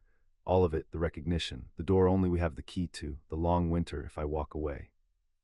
He let the words sit in the cold. She told me it isn't a leash, that the magic chose, but the choosing was about whether I see you, not whether I'm trapped. Have I got that right? For a long moment Fleur said nothing. The wind off the lake moved her hair. You have got it right, she said at last, and there was a roughness in it now. Which is worse? You have no idea how much worse it is that you have got it right. She turned to him then, and in the last gray light her face was bare of every armor she owned, and her pale eyes were too bright. Do you know what it is, Ry Potter, to be a girl who has never once in life been certain that someone wanted and not see fire? To have every man in every room turned toward you and never know, not one single time, whether warm thing in eyes is for you or for magic in your blood. I had boys swear would die for me who could not told you color of my eyes. My own, she stopped and mastered something and went on lower. Even people who should love me clean fire and love a little always, and I learned to live with it, to be grateful for what is real underneath and not ask too closely about rest. And I made my peace. I decided I would never marry, never bind myself, because I could never trust binding. And then your magic found the one person it couldn't fool, Harry said quietly. And then my magic found you. Her voice cracked clean across the middle of it. Standing in that horrible room with light pouring over you in your face, your stupid, calm, ordinary face staying entirely your own, and it knew you before I knew you. Before I decided anything, my own blood reached across that room and said, that one, he is ours. And now she pressed the back of her hand briefly to her mouth and took it away and stood very straight in the wind. And now I am told that one man in world who could ever look at me and mean it is a man I have known for 11 days, who did not ask for any of this, who, as a war behind I am and a tournament in front of I am, and every reason in world to want nothing to do with a creature, who comes with a curse attached. And if you do not want me, I cannot even hate you for it, because you would be right. A single tear went down her face, and she let it and did not wipe it away, which was its own kind of pride. That is what as append Ry. That is gift my grandmother's blood has given me. Now you understand why I told you to go inside. Harry did not go inside. He stood at the edge of the dark water beside a girl whose magic had chosen him without permission and whose pride was the only thing holding her upright, and he understood that anything he said now would matter for the rest of 2 lives, and that the worst thing he could do was the easy thing, the gallant lie, the quick reassurance, the promise made to stop a person crying. She would hear the fire in any words that came too fast, so he did not give her fast words. He gave her the truth, which was smaller and harder and the only currency she could not counterfeit. I don't know what I feel about you, he said. I've known you 11 days, most of them you spent pretending not to look at me. That got something out of her that was almost a laugh, wet and unwilling. So I'm not going to stand here and tell you I love you because you know it was rubbish, and you've had a lifetime of people handing you rubbish and calling it gold. I won't do that to you. He turned to face her fully. But here's what I can tell you, and it's true, and you can check it against that fire of yours all you like. I'm not going anywhere, not because the magic says I have to, because I've spent my whole life being chosen by things that didn't ask me, prophecies, scars, an old man in Geneva, a cup of fire 3 nights ago. And I have never once, in all of it, walked away from a person just because the situation was unfair to me. I'm not going to start with the one person in this castle the situation is most unfair to. She was staring at him, the tear had stopped. I'm not promising you love, Harry said. I'm promising you time. Real time, the slow kind where I get to actually meet you and you get to actually meet me, and neither of us owes the other anything except honesty. No long winter, no pity, no fire I can't even feel, just 2 people finding out. He held out his hand, palm up, between them in the cold. That's all I've got. It's not a grand thing, but it's real, and you'll know it's real because your magic can't tell you it isn't. For a long moment, Fleur Delacour looked at his open hand as though it were the first honest thing anyone had ever offered her, which Harry thought later it may well have been. The wind came off the lake. Somewhere in the castle a bell rang for curfew, and neither of them moved. Then she put her hand in his. Her fingers were cold, and they closed around his with a strength that startled him. The curse-breaker's grip under the Beauxbaton's poise, and where their palms met he felt the thing that lived between them now stir like a banked coal. Not a pull, not a compulsion, just a quiet flare of recognition, her magic touching the edge of his quiet and finding, against all its long bitter experience, that the quiet did not flinch. Her eyes closed. Shoulders came down from around her ears for the first time since the classroom, and when she opened her eyes again the unbearable brightness in them had eased into something steadier, something that had decided provisionally, dangerously to hope. Time, she said, testing the word like a key in a new lock. You offer me time. You know, Harry Potter, you are the only person who has ever offered me the one thing the fire cannot buy. Her fingers tightened on his. Tres bien, we will have your time. We will be 2 people finding out. The ghost of her public composure returned to her face, but warmer now, lit from somewhere it had not been lit before. But I warn you, I am proud and I am difficult, and I do not soften for anyone. If you are going to meet the real me, you should know she's not the girl in the blue robes who smiles for the cameras. She's much worse. Good, Harry said. I've never liked the girl in the blue robes. She doesn't look at brooms. This time the laugh came out of her hole, surprised and bright and entirely without fire, and it was, Harry thought, holding the cold hand of a girl whose magic had reached across a burning room to find the one mind it could not bend, a far better sound than any allure had ever made. They walked back up to the castle together in the dark, not touching now, a careful foot of cold air between them, 2 champions bound by a contract older than the ministry and a recognition older than that. And at the doors they parted without ceremony, because ceremony was the fire's language and they had agreed without saying so to speak a plainer one. But at the threshold Fleur turned back. "Zire friend with Z books," she said. "Z one who told you Z truth instead of Z comfortable lie. Keep her close," and the old pride flickered, and under it something new. "Tell Zada Delacour said thank you. We do not say it often, it costs us. She will understand Z size of it." Then she was gone into the warm light, and Harry stood alone on the cold steps with the ghost of a strong cold grip still on his palm and the whole tilted world to make sense of.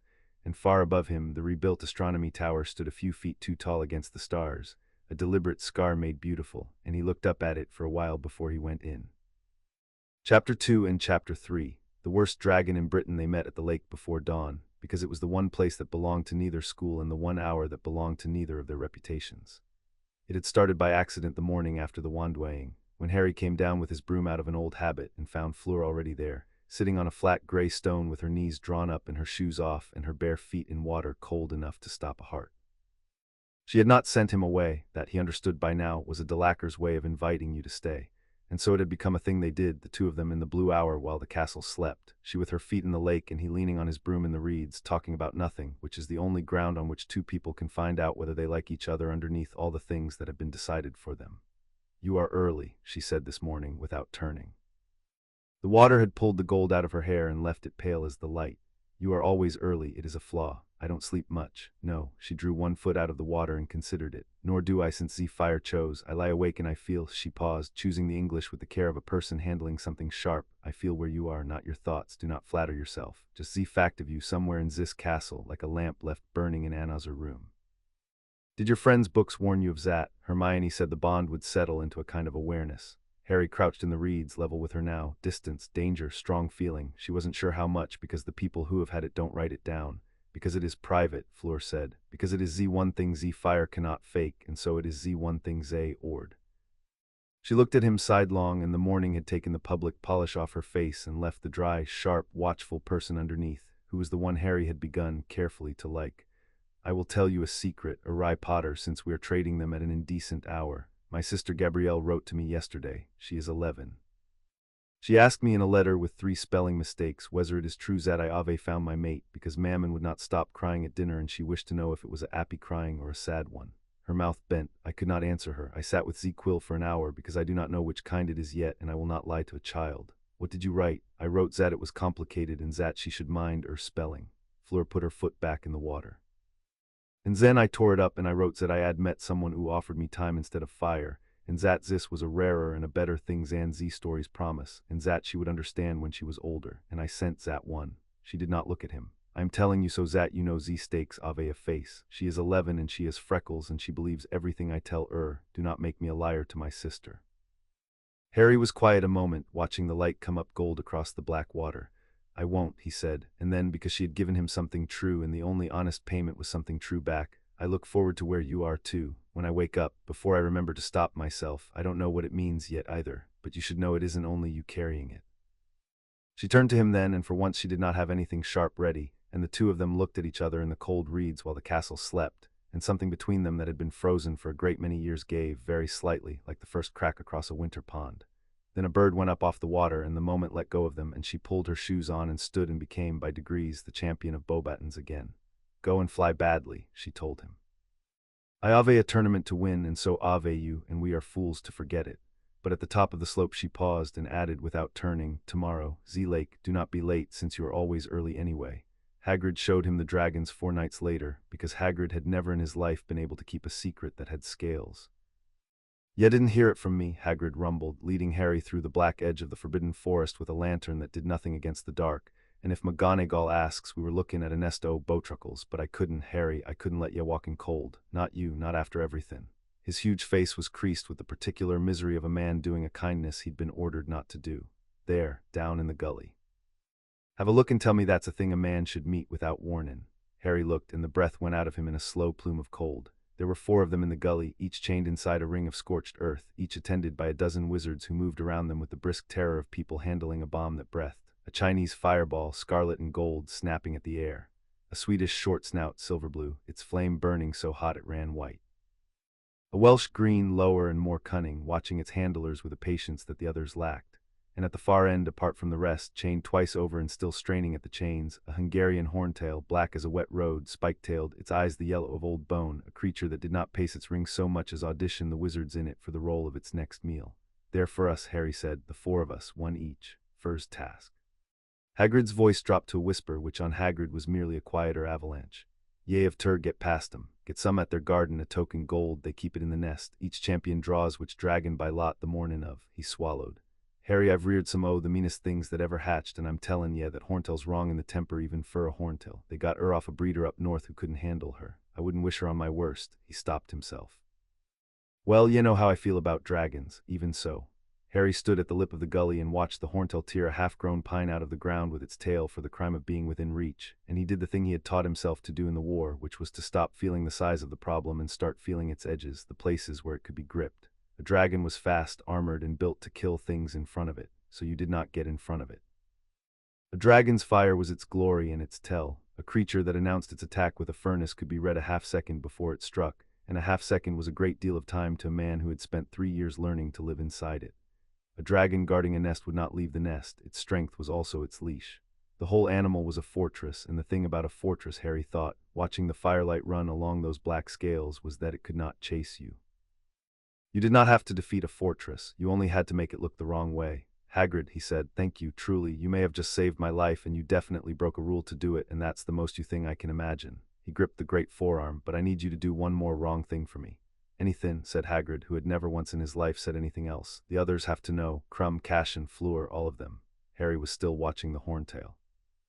Karkaroff would have shown Krum already. The Durmstrang lot always cheat first. "Maxim will have walked Fleur down here in her sleep, but if I've learned this cold and one of them hasn't, then I've got an advantage I didn't earn, and I won't take it. We agreed fair, no knives in the dark." He turned. If anyone's walking into that arena blind, it's because someone wanted them to, and I want to know who. He need not have worried about Crumb, who met the news with a grunt and the information that he had known for 2 days and had already decided to make the dragon's eyes the problem. He need not have worried about Fleur, who informed him with cold dignity that Madame Maxim did not raise champions to be surprised, and that she had her own plan, and that it was elegant and French and none of his concern, thank you. It was the 4th champion who interested Harry. Cashin Dolohov was a tall, narrow young man with a Durmstrang fur slung over one shoulder and a way of holding still that Harry recognized, because he had spent a war learning to recognize it, the stillness of a person who is always underneath doing a second thing. He had arrived with the Durmstrang contingent and kept to its edges, and he wore the Dolohov name the way some men wear a knife under a coat casually, where you can just see the shape of it. When Harry found him in the courtyard and told him plainly that there were 4 dragons in the gully and he should make sure he'd seen them, Cashin smiled with the lower half of his face only. Potter warning his rivals. His English was precise and cold and barely accented. How noble, how exactly like the stories. He tilted his head. Tell me, does it ever exhaust you, being the good one? It must be such labor to always be seen reaching for the right thing. His pale eyes moved over Harry with an interest that had nothing friendly in it. I have already seen the dragons. I have seen worse than dragons. My family kept worse than dragons in the cellar in the old days before your war spoiled everything. The smile widened a fraction, but thank you. I will remember that you came to me with your hands open. People should always remember that about each other. It tells you so much about where to put the knife. He walked away, the fur swinging, and Harry stood in the courtyard with the back of his neck prickling and a name to give Hermione, and across the bond, faint and unbidden, he felt Fleur's attention turned toward him from somewhere in the castle, the way you feel a hand on your shoulder in a crowd, asking without words whether he was all right. He sent back, as well as he could, the wordless shape of fine and felt her settle and thought, so it works at distance now. Good to know before the dragons. They took the problem apart in an empty classroom on the 7th floor, the 3 of them, with a slate covered in Hermione's diagrams and a plate of stolen sandwiches and the door locked twice. Right, Hermione tapped the slate, where she had drawn a dragon with the grim accuracy of a woman who refused to be frightened of a thing she could measure. Rule 1, you cannot outduel it. A horntail's hide turns most curses, its eyes are protected by a nictitating membrane, and the books agree that the only wizards who ever beat a dragon by force were either lying or dead. So we throw force out, agreed. Agreed, Harry said. He had his feet up on a desk and his eyes half shut, which was how he thought best. Force is the answer it's expecting. It's a furnace with teeth. Everything that's ever fought it has come at it with bigger fire. It's good at that fight. We don't give it that fight. Then what fight do we give it? Ron had a different stack of parchment, covered in a cramped hand that was not his own. Because I wrote to Charlie and Charlie wrote back 4 feet of dragon, and the short version is, dragons are thick, brilliant at one thing, thick at everything else. Charlie says a horntail will track movement over anything. Smell, sound, heat, doesn't matter. If it twitches, she goes for it.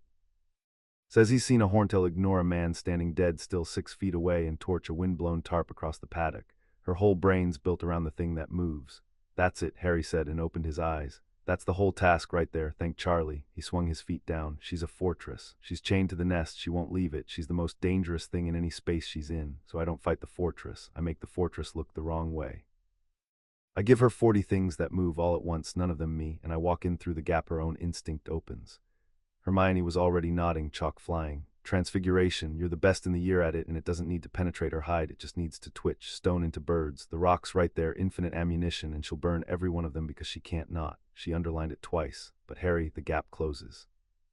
She burns the decoys, she reorients, and you're exposed at the nest with nothing between you and her. What's the second layer? Because there's always a second layer with you, and I'd rather hear it now than watch it on a stretcher. Harry told her about the mirror. There was a silence. That's mad, Ron said with frank admiration. You want to transfigure the air into a mirror and convince a dragon it's being attacked by another dragon. That's completely mad. Charlie would faint. It's a creature that has never once been the prey, Harry said. Its entire model of the world is that it's the most dangerous thing in the sky.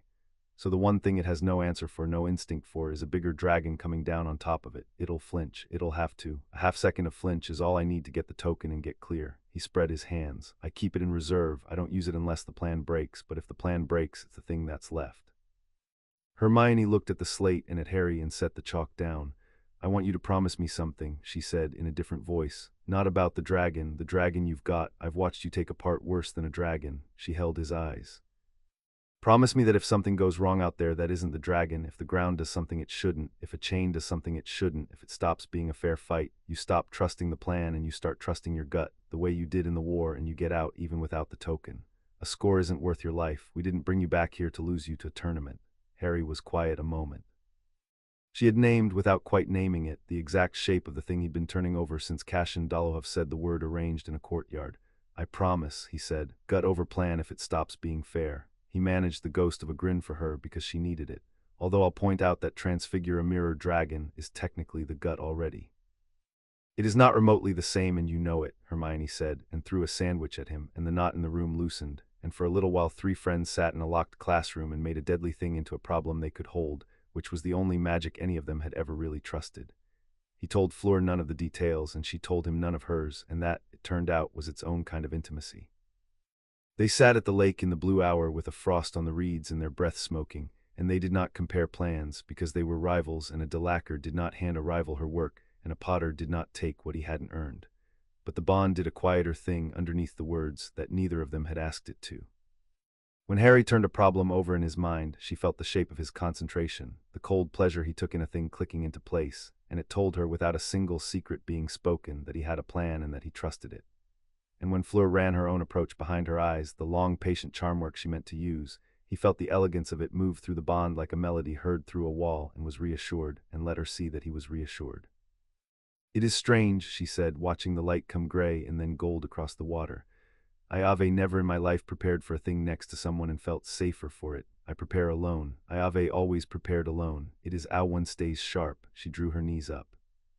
"And now Zir is a person who I cannot lie to even by being silent, because Z silence as a temperature and is warm, and it tells me he is not afraid, and so I am less afraid, and I do not know whether to be grateful or furious that my edges have gone soft Z weak before a dragon."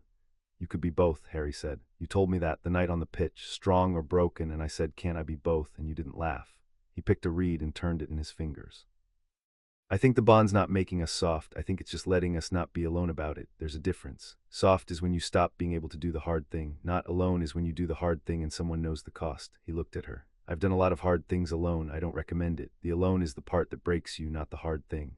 Fleur was quiet for a moment, the frost melting where her bare feet found the water. "Be careful tomorrow," she said at last, and there was nothing performed in it, just the plain thing said plainly.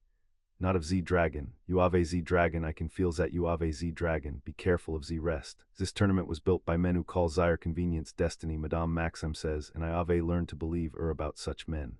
Promise me that if Z fight stops being fair, you will stop being noble and start being alive." "That's the second time someone's made me promise that today," Harry said. Hermione used almost the same words. "Zen listened to us both, since we're both clever than you." But she said it gently, and when she stood to go she paused, as she always did, and looked down at him in the gold and gray light. "I will be in Z tent. I cannot help you out, Zir. Z rules forbid it, and Z fire could not reach you anyway. But I will be at Z other end of this." She touched two fingers to the center of her own chest, where the bond lived, Z whole time. "If it goes wrong, I will know. I want you to know that I will know. It is not nausing to die unwatched or to nearly die unwatched. You will not be unwatched. That is what I can give you. It is a small thing, and it is everything I have." Then she was gone up the slope, and Harry sat in the cold reeds a while longer with the reeds still turning in his fingers, and found, to his own quiet surprise, that of all the preparations he had made for the worst dragon in Britain, the one that steadied him most was the promise of a girl that he would not be unwatched. The morning of the first task came up gray and bitter, and the four champions stood in a tent at the edge of a vast scorched arena and drew their dragons out of a velvet bag, and the universe, with its reliable sense of theater, gave Harry the horntail. "Of course," he said, holding the small black figurine that writhed and snapped in his palm, the number 4 hanging round its model neck. "Last and the worst one. Why would it be anything else?" Across the tent, Fleur had drawn the Welsh green and was looking at her own figurine with the focused calm of a woman doing sums. Krum had the Chinese fireball. Cassian had the Swedish short snout and was looking not at his own dragon but at Harry's, with an expression Harry would remember later and curse himself for not reading in the moment. A cannon sounded. Beyond the canvas, a crowd that had filled a stadium overnight made the sound a crowd makes, the great hungry roar of people who have come a long way to watch someone they don't know risk dying. Beauregard's magically swollen voice rolled across the arena, welcoming, fattening every name, and Krum was called first. Harry could not see it, but he could hear it. The fireball's screech, the crowd's indrawn breath, the long ugly noise of a dragon being made furious, and then a roar of approval that meant Krum had done the thing he'd said he would, made the dragon's eyes the problem, and walked out with the token while the great scarlet creature clawed at its own blinded face. The Durmstrang stands chanted his name. Krum came back into the tent with a long burn up one forearm and the grim half-smile of a professional who has been paid, and said, to the tent in general, "The fireball is stupid. Yours will not be clever than I had to be. Then he sat down and let the Mediwitch see to his arm and watched the rest of them with his dark, steady eyes. Cassian went second. His run was efficient and cold and strangely joyless. He froze the ground beneath the short snout's feet with a curse Harry didn't know, took the token while the dragon scrabbled for purchase, and was gone before the crowd had finished deciding to cheer. He came back unburned, which almost no one managed, and as he passed Harry he leaned in and murmured, too low for the tent, "They saved the worst dragon for the best champion, Potter. Doesn't that seem fair to you? Doesn't that seem arranged?" And then he was past and the cannon sounded, and it was Fleur's turn, and Harry forgot Cassian entirely. He had not understood, until she walked out through the canvas and the bond drew taut as a wire in his chest, how much of the last weeks had quietly become about her staying alive. He could not see the arena. He had only the bond and the crowd, and he stood at the gap in the canvas with his hands fisted at his sides and read the whole of it through the thread that ran between them. The spike of her concentration as she faced the Welsh green, cool and bright and entirely in command. The slow, elegant pressure of a charm she meant to put it to sleep. He could feel the patience of it, the long, beautiful effort of bending a dragon down into dream. The crowd going quiet, then murmuring, then loud. And then sharp as a snapped string, a jolt down the bond that brought Harry up onto the balls of his feet with his wand half drawn before he knew he'd moved. The Welsh green, half asleep, had let out one last convulsive gout of flame, and it had caught her, and for one white instant Harry felt the edge of her pain as if it were coal pressed to his own ribs. Potter. Crumb's hand was on his shoulder, iron-hard, holding him back from the canvas he had not realized he was about to walk through. "You cannot go out there, it is not your turn. You go out there, you are disqualified, and she is still on fire, and you have helped no one." His dark eyes held Harry's. "Breathe, listen, the crowd." The crowd was roaring, not in horror, in delight. Harry made himself listen past the coal in his ribs and heard it. Applause, the swelling thunder of a stadium watching a champion finish the job. Through the bond the white edge of pain had dropped to a banked, gritted endurance, the feeling of a person who has been burned and has decided to be furious about it later. She had her token. Her skirt was alight and she had her token, and she was walking out of the arena with her chin up while 1,000 strangers screamed her name. She came through the canvas with the hem of her robes charred to the knee and a long red wheal up her left calf and her face white and set, and the Mediwitches descended on her, and across the tent her eyes found Harry's and held, and the message in them was as clear as if she had spoken it aloud. "I felt you trying to come. Don't you dare, not for me. Win your own dragon." Then the cannon sounded a fourth time, and Beauregard's voice rolled out fat and glad over the arena, fattening the last name on the bill, and Harry Potter walked out through the canvas to meet the worst dragon in Britain. The arena was a bowl of blasted rock under a low gray sky, and the Horntail crouched at the center of it over a clutch of eggs and a single glittering golden token, and it watched him come with the patient yellow malevolence of a creature that had been waiting all morning for the one it really wanted. The stands were a wall of noise and color, and Harry shut them out as he shut out the allure, not by force but by simple irrelevance. There was a dragon, and there was a token, and there was a plan, and the 80,000 people were weather. He walked out onto the rock with his wand loose in his hand and his eyes on the creature, and he let it see him, and he let it decide he was prey, because a dragon that has decided you are prey will commit to its first strike, and a committed strike is a readable strike, and a readable strike is the first move in a dance you have already choreographed. The Horntail reared and loosed its fire. Harry was already moving. He had spent 2 weeks on this, and the plan unfolded under him with the cold, clean joy of a thing working exactly as designed.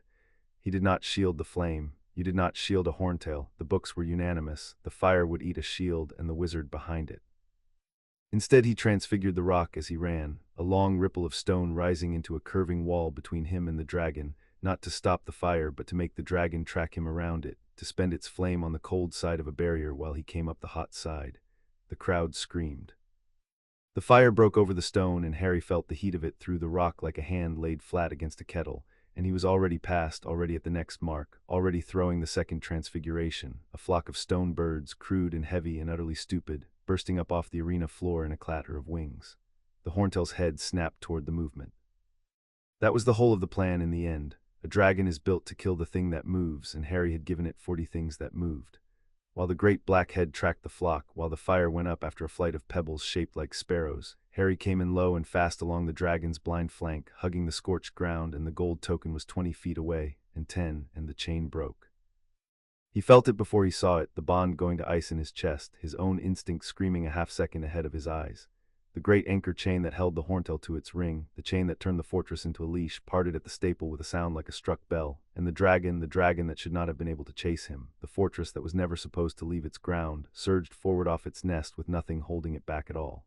There was no time to wonder how. Harry had spent a war learning that the question of how a trap had sprung was a luxury for afterward, for the people who survived. The horntail came down at him like a falling building, jaws wide, and the readable strike was no longer readable because everything had changed in a quarter second, and the plan was rubble, and there was only the old thing, the thing under all the plans, the thing that had kept him alive when every plan had failed. He stopped thinking, and he moved. He threw himself flat as the jaws came down and felt the wind of them slam shut where his skull had been. He rolled, came up inside the dragon's guard where it could not bring its fire to bear without burning its own nest, and in that half-second of impossible closeness, with the heat of the creature's breath washing over him and the gold token under its very claws, he did the only thing left, which was the stupid thing, the brilliant stupid thing he'd held in reserve and prayed not to need. He did not transfigure the rock. He transfigured the air above the dragon's head into a single enormous mirror angled down, and the horntail, a creature that had spent its whole life as the most dangerous thing in any space it occupied, looked up and saw, for the first time in its life, another dragon falling on it from the sky. It flinched. A creature that had never flinched from anything flinched from itself, reared back, loosed its fire straight up at the phantom, and Harry's hand closed on the gold token, and he was rolling clear, and the mirror shattered into nothing, and the crowd's roar hit him like a second dragon as he came up onto his feet at the arena's edge with the token held high, and the horntail screaming behind him at an enemy that had never existed. He had a long burn across his left shoulder he did not remember getting, and his ears were ringing, and his hands would not quite stop shaking, and he had won. But even as the handlers swarmed the loose dragon with chains and curses, even as the stadium chanted his name, the cold part of Harry's mind, the part that had felt the chain break a half-second early through a bond he was still learning to trust, stood quietly apart from the triumph and said, "That chain did not fail. That chain was made to fail. Somebody in this stadium just tried to feed you to a dragon, and they nearly managed it, and they are clapping for you right now." The Mediwitch's tent smelled of dittany and burned cloth, and Harry sat on the edge of a cot while a brisk witch painted the long wheel on his shoulder with something that hissed, and the first thing he was properly aware of, surfacing out of the adrenaline, was that Fleur was already there. She had been treated, sort of. Her calf was wrapped and her ruined robes exchanged for a plain Beauxbatons spare, and she should by every rule have been resting on her own cot across the tent. Instead, she was standing over him with her arms folded and a great deal of color back in her face, and the color, he realized, was anger. The one named thing he would let himself name in all of this, because it was rolling off her in a heat he could feel along the bond. "Z-Chain," she said very low in the voice she used when she had stopped performing entirely. "I felt it. I felt it go to ice in you, Uri, from across Z-Field, before Z-Dragon even moved. Zat chain did not break. I have broken curses on Gringotts vaults that were chained by goblins ate Z-Sun. I know what a chain looks like when it fails and what it looks like when it is made to fail, and Zat," she stopped and mastered it. And when she went on her voice had dropped to something colder and more frightening than shouting, "Zat was made to fail.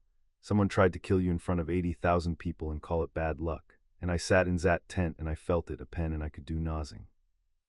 "I know," Harry said. "I felt you not be able to do nothing." He looked up at her. It was the worst part, not the dragon, that. Something went through her at that, some current that took the edge off the anger and left underneath the thing the anger had been built over the top of to hide. She unfolded her arms. She sat down on the cot beside him close, her wrapped calf stretched out in front of her, and for a moment she did not say anything at all, and the brisk Mediwitch took one look at the two of them and found urgent business at the far end of the tent. "I have spent 11 days, Fleur said quietly, to the canvas wall, not to him, telling myself that this bond is a thing that append to me and not a thing that is true, that I would be sensible. That I would take your time, your slow, careful, honest time, and use it to discover calmly like an adult whether there was anything real underneath." She turned her head and looked at him, and there was no armor left anywhere on her face, none at all, and it was the most beautiful and the most defenseless he had ever seen her. "And then Z chain broke, and I felt you about to die, and Z sensible adult I had promised myself to be simply was not Zir. Zir was only a girl in a tent who would have torn Z arena apart with barons to reach you, and who could not, and who learned in that moments that Z time you offered me has already run out, because I already know Z answer, and have for days, and have been too proud and too frightened to say it." She reached out slowly, giving him every chance to draw back, and laid her cold fingers along the unburned side of his jaw. "It is real," she said. "For me it is real, and it has nothing to do with Z-Fire, because Z-Fire has never once touched you, and I want you anyway. I want you in Z-ordinary human way that has no magic in it at all. Z-way a girl wants a boy who warns about dragons and flies badly and offers Z one thing no one else ever thought to offer. Zir, I have said it. A Delacour has said it first, which never appends, and you will please, avez-y decency not to make me say it twice. Harry put his hand over hers where it lay against his jaw. His shoulder was on fire and his ears still rang, and somewhere in this stadium a person who had tried to kill him was smiling, and none of it in that moment was the thing that mattered. I'm not going to make you say it twice, he said. I'm going to do something much worse. And he turned his head and pressed his mouth to her cold palm once, slow, a thing that was a promise and an answer and a beginning all at once, and felt the bond between them flare gold and warm and entirely unforced, her magic touching his quiet and finding it not just unmoved but glad. And Fleur Delacour made a sound that was half a laugh and half something that had been waiting 11 days to get out, and leaned her forehead against his temple. And the two of them sat together on the edge of a cot in a tent that smelled of dittany, while a stadium full of strangers chanted the wrong story about what had just been won. Tomorrow, she said against his hair unsteadily, reclaiming herself one word at a time. Zlake, do not be late. I'm always early, Harry said. I know. Her cold fingers tightened on his jaw. It is my favorite of your flaws. Outside, the handlers were still fighting the loose dragon back into its chains, and Hermione was shoving through the tent flap with Ron behind her and murder in her eye, and a rolled parchment under her arm that Harry already knew would be the beginning of the answer to who, and the bright hard machine of the tournament was already turning toward the next task. But for one more minute Harry stayed where he was, with a burned shoulder and a chosen girl and the whole tilted world held briefly at bay, and let himself have the thing he had won that no one in the stands had seen. Chapter 3 and Chapter 4, the reconciliation ball. Hermione's parchment, the one she had carried into the medical tent with murder in her eye, turned out to be a list, and the list turned out to be the beginning of everything. The chain didn't break, she said 3 days after the first task, in the same empty 7th floor classroom that had become their war room. She had pinned the parchment to the slate and drawn an arrow to it in chalk, because Hermione thought best when she could see her own mind on a wall. I went down to the gully with Hagrid the morning after, before the handlers cleared it, and I found the staple. The metal didn't fatigue. It was cut, and then the cut was disguised with a reparo strong enough to hold under inspection but not under a furious dragon. Somebody mended a sabotage so it would only fail when the strain came on. That is not an accident, that is patience. That's dark work, said a new voice from the doorway, and they all turned, and it was Bill Weasley. He had come up from Gringotts at Ron's letter and Fleur's request, both fang earring and long scarred face and the particular unhurried competence of a man who unpicked goblin curses for a living, and he leaned in the doorway and looked at Hermione's slate with professional approval. Sorry, door was open. Mum sends her love, Ron, and a cake, which I've already started. He came in. Fleur asked me to look at the staple too. We worked a vault together in Egypt, your champion and I, before any of this, and she trusts my read on a cursed race more than the ministry's, which is fair because I'm better. He set a small lead box on the desk and opened it, and inside was the cut staple, and over the cut metal hung a faint residue that smelled, when Harry leaned close, of cold and rot and something underneath that made the back of his skull crawl. You feel that, Bill said, watching him, not a question. Most people don't, you do. Good, hold on to that feeling because your body knows something your eyes don't. He prodded the residue with the tip of his wand and it shivered. This is old magic and it's wrong magic, and I've smelled it exactly once before in a vault under the desert that 3 of my colleagues didn't walk out of. It's not a curse a person casts, it's a curse a person becomes a delivery system for. Whoever cut this chain wasn't just being paid, they were carrying something, and it left a fingerprint. He closed the box. I can't tell you who yet, but I can tell you that the Who is hosting a passenger, and the passenger is the oldest and coldest thing I've put my wand near since the war. You wanted to know what's swimming under the piece, Harry. Here's a scale off its back. The room was quiet. Outside, snow had begun, the first of the year, sifting past the high windows in the gray afternoon. Remnant, Harry said, the word he had been circling for weeks, said out loud at last. Bill, 3 years ago, when the body burned, is it actually possible that he left something behind that we never found? Bill looked at him for a long moment, and the unhurried competence in his face did not waver, but something behind it went very still and very old, the look of a man who had spent his career learning exactly how much worse a thing could be than people wanted it to be. Yes, he said simply, it's possible. I won't pretend it isn't to make you sleep. A man who tore his soul into pieces to cheat death, and an arrogance that kept its own books. Yes, Harry, it's possible there was a piece we never counted, and it's possible somebody's spent 3 years looking for it. And it's possible they found it and it's here, and it has decided that a tournament built on the convergence of 3 schools' magic at the exact site where he fell is the most interesting opportunity it's had in a long time. He let that land, or I'm wrong and it's a Death Eater's grudge with a borrowed curse. I've been wrong before, but I'd planned for the first one and hoped for the second. The thing nobody warned Harry about, in all the talk of bonds and wellsprings and old cold patient things, was how ordinary the good part turned out to be. It came in small pieces in the weeks of snow between the first task and the ball, and the pieces did not announce themselves. It was Fleur learning to take her tea the disgraceful English way, with too much milk, purely so she could complain about it to him at the lake each dawn. It was the morning she arrived to find he'd brought 2 mugs and a charm to keep them hot, and said nothing about it, just took hers and wrapped her cold hands around it and looked at the water, and the not saying anything was the whole gift. It was that she had started, without either of them deciding it, to end her sentences in his hearing in French when she was tired and trusted him to keep up, and to be unsurprised when he did. Small, recurring things. The architecture of a life laid one quiet brick at a time, by 2 people who had each privately assumed they would build alone.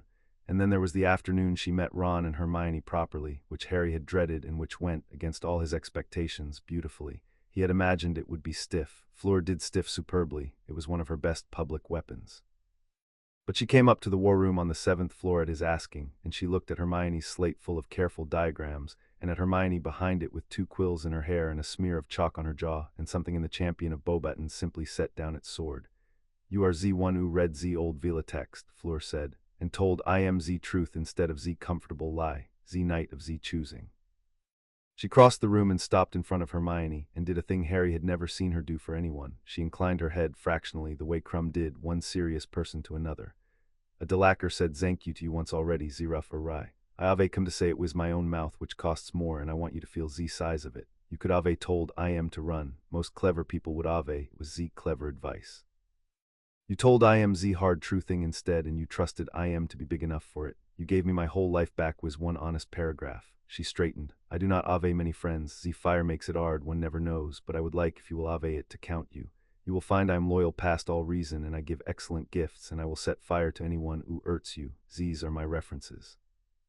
Hermione, who had faced down trolls and dark lords and the entire prejudice of the wizarding world without flinching, went pink to the ears and could not, for a moment, speak. Yes," she managed, "I'd like that, very much. Also, I have approximately 400 questions about Veela inheritance that the books get wrong, and I have been dying to ask someone who'd actually know." "Of course you ave," Fleur said, with the first real warmth Harry had ever heard her give a stranger, "and I will answer them all 400 on Z conditions that you tell me which of Z books are wrong, so that I may enjoy being smug about it forever." "Oh, we are going to get along," Hermione said.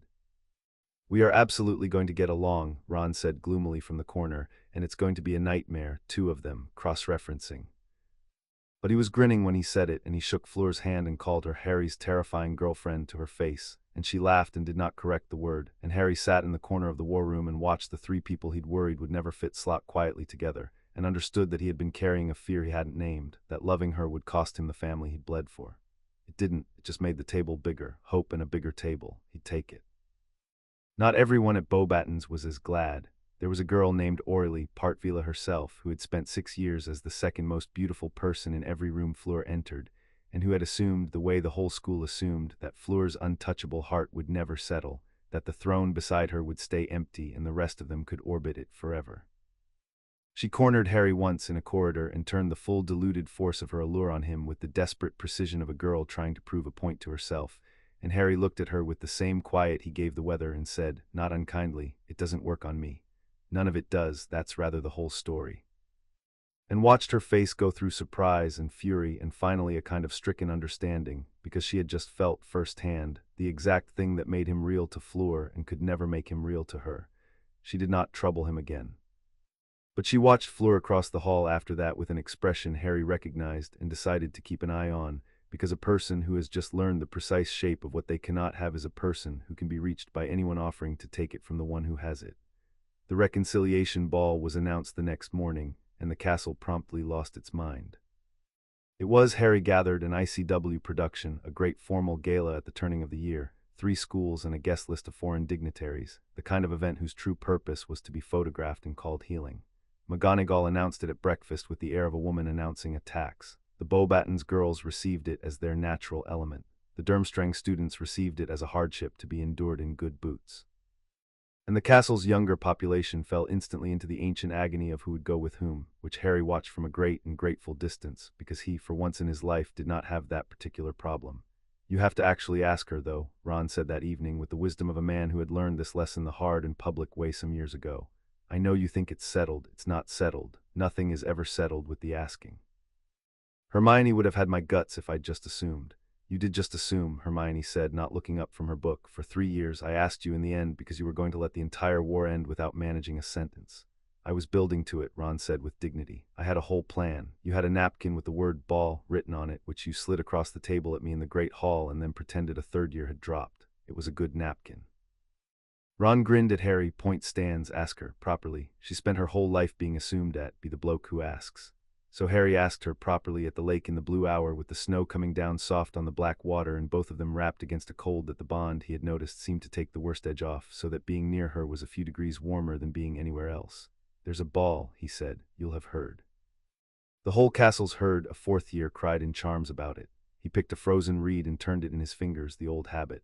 I know the bond's there, and I know your magic chose me, and I know everyone in this castle assumes the two champions who keep vanishing to the lake at dawn will of course go together, but I'm not going to assume at you. You've had a lifetime of being assumed at. He looked up. Fleur Delacour.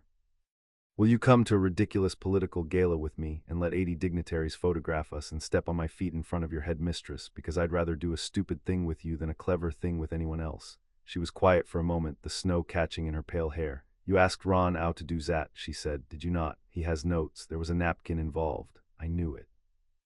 And then she laughed, the whole bright, unguarded laugh that had no fire in it, the one he had decided weeks ago he would do a great many stupid things to hear, and she put her cold hand over his where it held the frozen reed. Yes, of course, yes, I will come to your ridiculous gala and I will not step on your feet because I dance beautifully and you will simply ave to keep up. Her thumb moved once across his knuckles. And awry, thank you for asking. For making it a thing I chose when the whole world had already decided it for me. You keep doing that, giving me back the choosing. You do not even know that you do it. She looked out at the snow on the water. It is the most romantic thing anyone has ever done for me, and you think you are only being polite. Her family arrived on the afternoon of the ball, and Harry met the mother before he met the daughter dressed, which was, he would later decide, exactly the order Apolline Delacour had arranged. He came down to the entrance hall to find a woman who could only be Fleur in 30 years, silver-fair and straight-backed and beautiful, in a way that had stopped being about youth and become about command, standing in the snow melt by the great doors with a man's hand at her back and a small, fierce child clutching her own. The allure came off her in a steady tide, stronger than Fleur's, a deeper and older current, and it rolled across the entrance hall and turned every head and broke over Harry and found in him the same nothing it always found. He saw Apolline register it. He saw her pale eyes, identical to her daughter's, move to him across the crowded hall and sharpen, and he understood that she had felt the absence the way you feel a missing stare, and that she had crossed an ocean to stand on exactly this step. Amen, said Fleur, appearing at Harry's shoulder in her traveling robes with her sister already breaking free to fling herself at her. This is awry. Awry, my Mazer, Apolline Delacour, my Fazer Sebastian, and this, as the child collided with Fleur's middle, is Gabrielle, who was supposed to wait to be introduced. You warned her about the dragon, Gabrielle announced to Harry in careful, fierce English, gazing up at him with enormous eyes and not one trace of the allure she was too young to carry. Fleur wrote me you warned her when you did not ave to, and she was burned but not killed, and that is because of you, and so I ave decided that I approve of you, even though Mammon says I must wait and see. She frowned up at him, 11 years old and entirely serious. Do not make me wrong about this, I do not like to be wrong. I'll do my absolute best, Harry said gravely, crouching to her level, not to make you wrong. It seems like a dangerous thing to do. It is very dangerous, Gabrielle agreed, satisfied, and slipped back to her father, who shook Harry's hand with a quiet diplomat's warmth and said nothing that his wife had not authorized him to say, which Harry respected. And then there was only Apolline, who had watched the whole of it with the still attention of a woman taking an inventory, and who now stepped close and looked at Harry with her daughter's eyes and 40 more years of certainty behind them. Walk with me, she said. It was not a request any more than Maxime's had been. The women who loved Fleur did not make requests, they made room for you to do the right thing. My daughter will need an hour to become a weapon in a gown, and I have crossed a great deal of water to look at the one my granddaughter's grandmother's blood has chosen, and I find I cannot wait. They walked the snow-dusted cloister while the castle filled with light and music behind them, and Apolline Delacour did not waste her hour. You feel nothing when you look at me, she said. I have watched men forget their own names in my company since before your mother was born, and you crouch to speak to my younger child and you stand to speak to me and your eyes are exactly as quiet as the lake. Do you know how rare that is? There are perhaps a dozen living men who could stand in my tide and keep their feet, and the magic of my line has reached across an ocean and a war and a tournament and chosen one of them for my eldest. She turned to face him under the snow-laden arch. I am not here to threaten you, Monsieur Potter. Madame Maxime will have done that, and she does it better than I. She's more frightening and less tired. I am here to tell you a thing the books your clever friend reads will not contain because my people do not write it down. The bond is power, Harry said quietly. Apolline went very still. You already know, she said. Bill Weasley smelled something old and cold on a cut chain.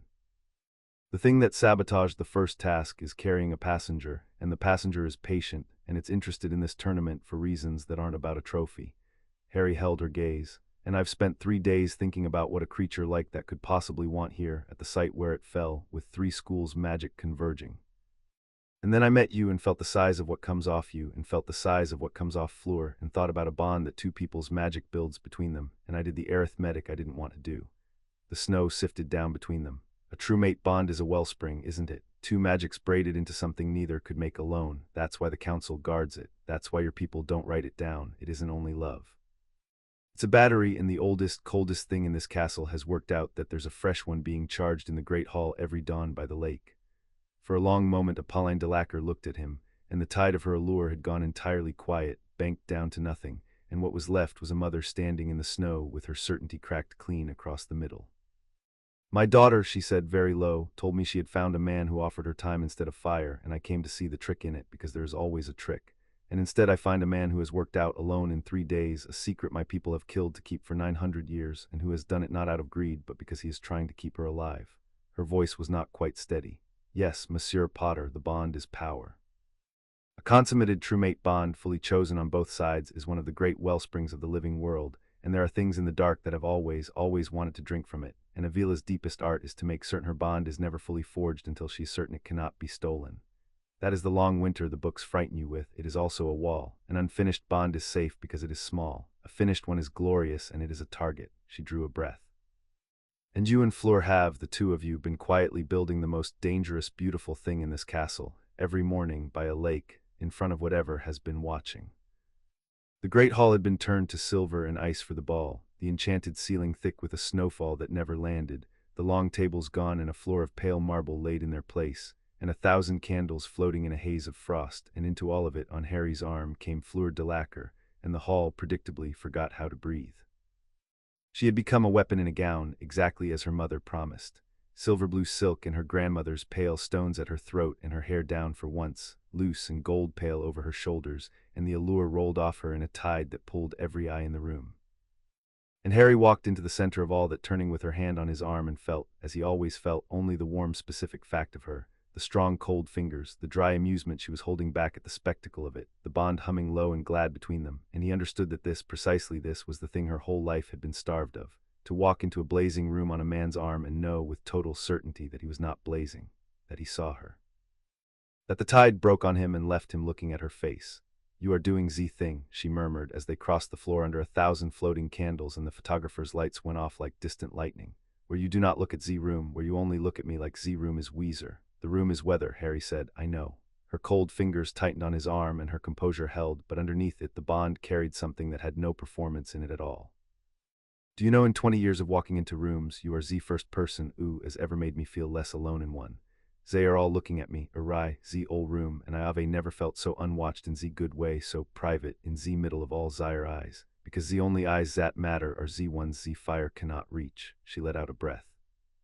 I am going to dance with you now, and I am going to be very good at it, and you are going to keep up, and somewhere in the middle of it I am going to stop performing for this room entirely, and only you will know the moment it appends. Watch for it. They danced.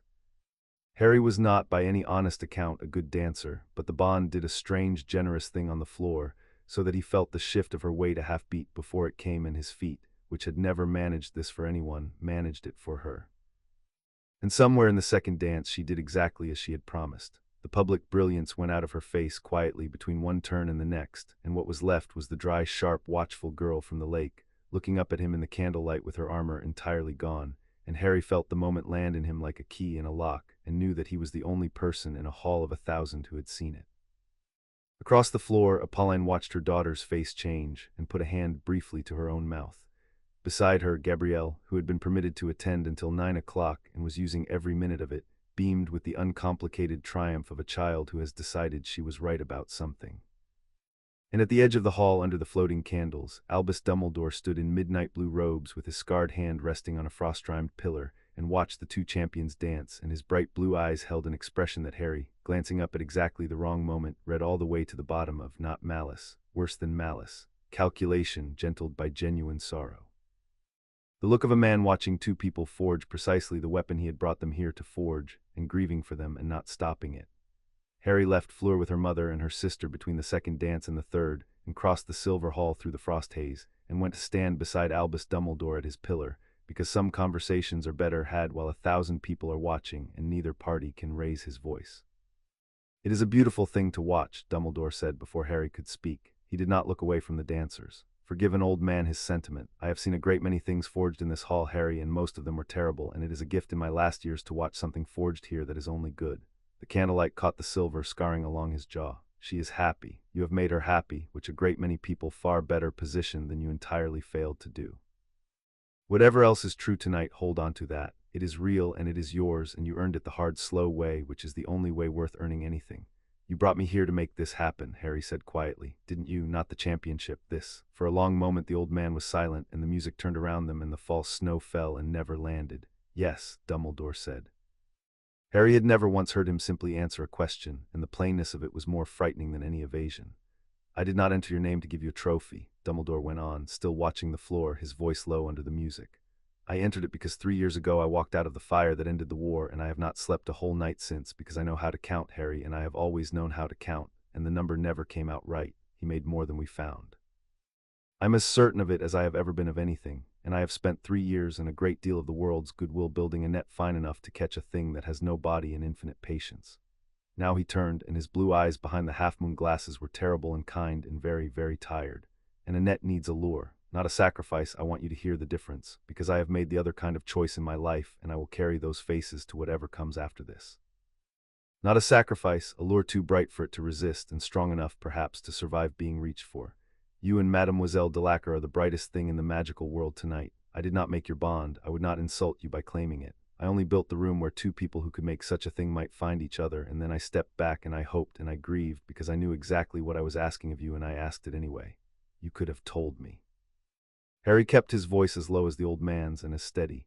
3 years ago, or 3 months ago, or the night my name came out, you could have sat me down and said, "Harry, I think there's a piece of him left, and I have a plan, and it involves your heart, and I'd like your consent." You could have made me a partner instead of a piece.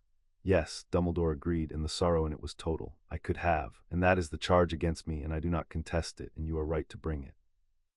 I have spent my life deciding what people could bear to know, and I have been wrong often enough to fill that wall of names behind me, and I am too old to pretend the habit is wisdom rather than cowardice dressed as mercy." He inclined his scarred head. "So I will do the new thing now, the thing I should have done at the start, though it comes late and earns me nothing. I am telling you the truth in a ballroom where you can do with it as you like. There is a remnant, it is here. It wants what you and she have begun to build, and it will reach for it at the third task, when the convergent magic is at its height, because that is when I have arranged for it to be most tempted and least careful. I have built the net, but you are not my piece, Harry. You never were, whatever I told myself. You are a man I have wronged, standing in front of me, and I am asking, not arranging, asking whether you will help me close it." Harry looked at the old man for a long moment, and then out at the floor, where Fleur was laughing at something Gabrielle had said, her armor off, her whole face lit from somewhere it had been dark for 20 years. "I'll help you close it," Harry said, "not because you asked well, though you did finally, because that thing tried to feed me to a dragon, and it's looking at her like she's a drink." He turned back. "But we do it as partners now. Everything you know, I know. Every move you make, I'm in the room for it. No more rooms built around me where I'm the only one who doesn't see the architecture. You don't decide what I can bear. Those days are over, Professor. I left that boy somewhere on the road back from the war, the one who let you decide what I could carry." Something moved in the ancient blue eyes that might, on a less guarded face, have been relief or grief, or the particular ache of a man granted a forgiveness he had stopped believing he could earn. "Partners," Dumbledore said, and offered his scarred hand, and Harry, after a moment, took it.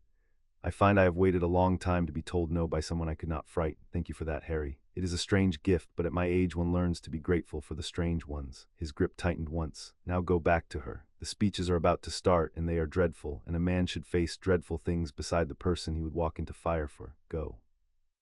They slipped out onto a frost-bound balcony between the third dance and the speeches, because Fleur said if she had to hear one more dignitary use the word bridge she would set the buffet alight, and because Harry had just stood at a pillar and heard an old man finally tell the truth, and needed a minute of cold air to put it down before it cut him. The balcony looked out over the white grounds and the black lake and the snow that fell beyond the hall's enchantment, real snow now, landing. The music came muffled through the glass behind them. Fleur stood at the rail with her bare arms against the cold and did not shiver, and Harry stood beside her, and for a while neither of them said anything, which was the thing they were best at. You saw I am, Fleur said at last. Dumbledore, your face changed. I felt it change across Z room before I saw it. He knows what we are, Harry said, what we're building. Your mother told me what the bond is, Fleur, what a finished one is, a wellspring. A weapon, and Dumbledore's standing in there watching us make it, and he's sad about it, and he isn't stopping it, which means he wants it made.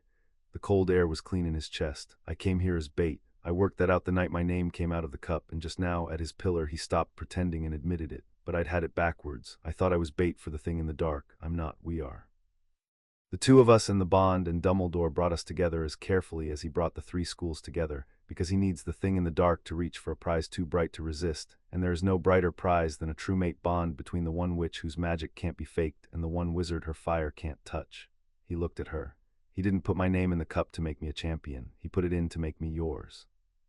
And I can't even hate him for it cleanly, because the worst part, the genuinely unforgivable part, is that he was right. It worked. I would walk into any fire in the world for you now, and he built that on purpose, and it's still true.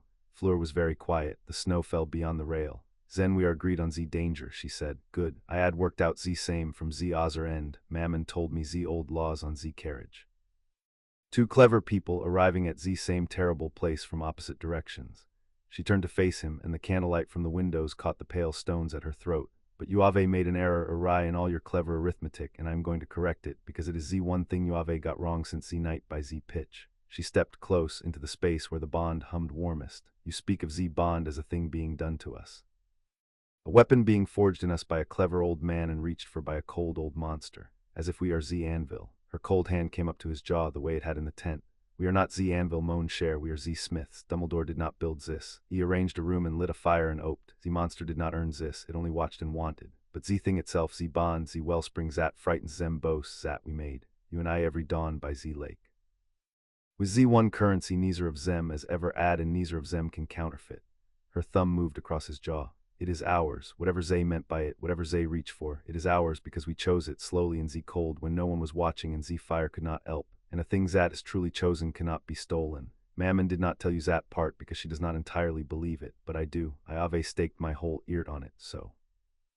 And Fleur Delacour, champion of Beauxbatons, who had spent her entire life unable to trust that anyone wanted her and not her fire, took the face of the one man her fire had never touched in her two cold hands, and kissed him, slowly and deliberately and entirely of her own choosing, on a frozen balcony above a black lake, while real snow fell beyond the rail and 1,000 candles burned behind the glass. Harry kissed her back. And the bond between them, the wellspring, the weapon, the most dangerous, beautiful thing in the castle, flared up gold and warm and wholly unforced, her magic pouring into his quiet and finding it not just unmoved but home. And for one long moment on the cold balcony there was no tournament and no Dumbledore and no old cold patient thing in the dark. There were only two people who had been chosen for each other and had, against every scheme arranged around them, gone ahead and chosen anyway. When they broke apart she kept her forehead against his, her breath smoking between them, and she was not quite steady, and neither was he. Zir, she said softly, now it is begun in earnest, and Zay cannot unbegin it, and we have done it on purpose in Z cold where Z fire could not help. Her cold fingers tightened on his jaw. Let Zem reach, let all of Zem reach, Zay will find it Elden too, and Zat meant it. The balcony door opened behind them, spilling warmth and music, and it was Gabrielle, sent to fetch them for the speeches, who took one look at the two of them in the snow and the held foreheads and announced, with vast 11-year-old satisfaction, I was right. I am always right. Mammon owes me a chocolate frog, and I intend to collect, before being firmly retrieved by an apologetic Sebastian. But over the child's bright head, in the spilled light of the open door, Harry saw a figure standing at the far end of the gallery beyond, watching the balcony, not moving. A tall, narrow shape with a Durmstrang first slung over one shoulder and pale eyes that caught the candlelight and held it, and Cashin Dolohov inclined his head to Harry across the length of the gallery, slow and deliberate, the gesture of a man marking something on a list, before he turned and was gone into the crowd.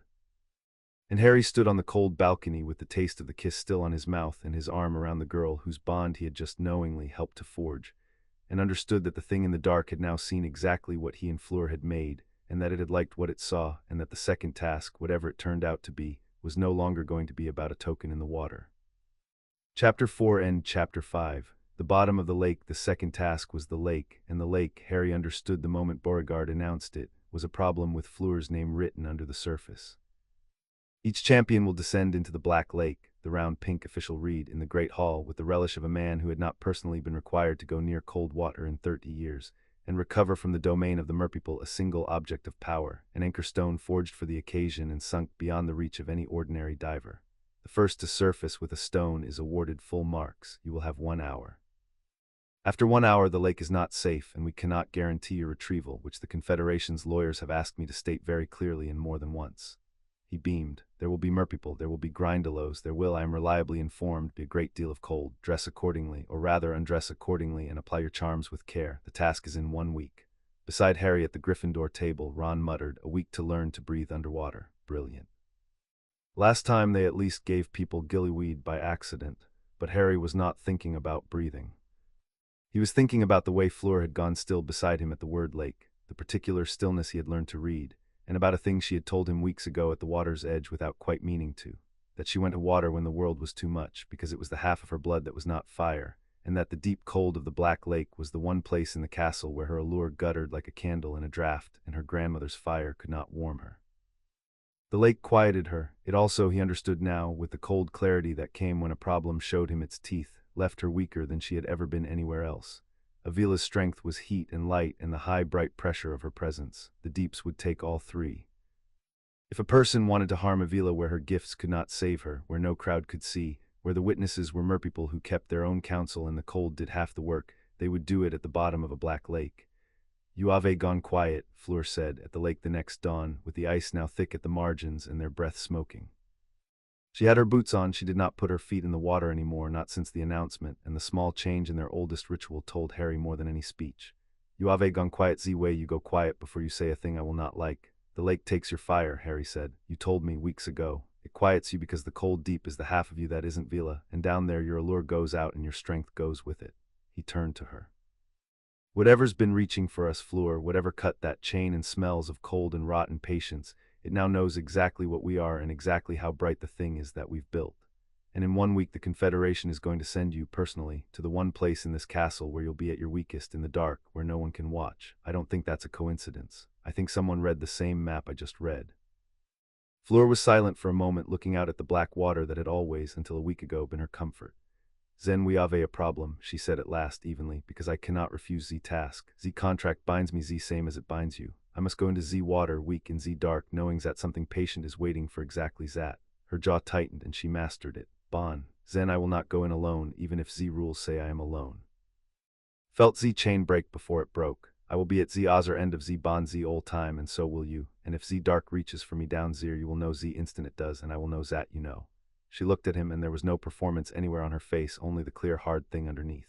"We cannot stop them putting me in the water, so we change what the water means. I go in alone by the rules, but I do not go in alone. Do you understand the difference?" "It is the whole difference. It is everything you taught me by a lake about not being alone for the hard thing."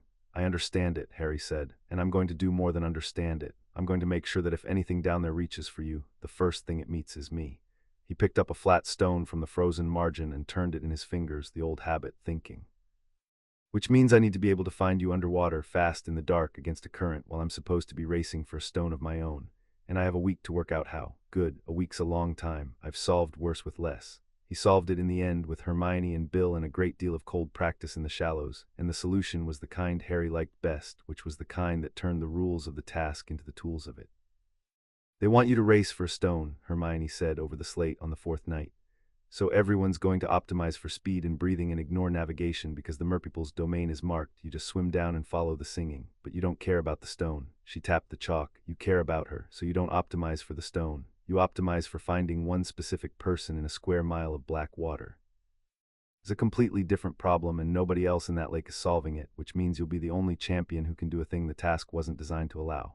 "The bond's a compass," Harry said. "I can feel which direction she is, roughly. It gets sharper the closer I am, sharper still if she's afraid. So distance I can do by feel. What I can't do by feel is move fast enough through water to matter, or see in the dark when I get close, or fight whatever's holding her once I'm there."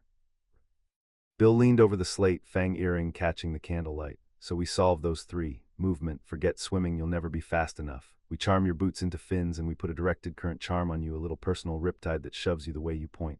Crumb's lot use it for the undership work. I'll get it off him. He likes you, God knows why." He sketched. "Sight, not a wand light, it'll just bounce off the murk and blind you.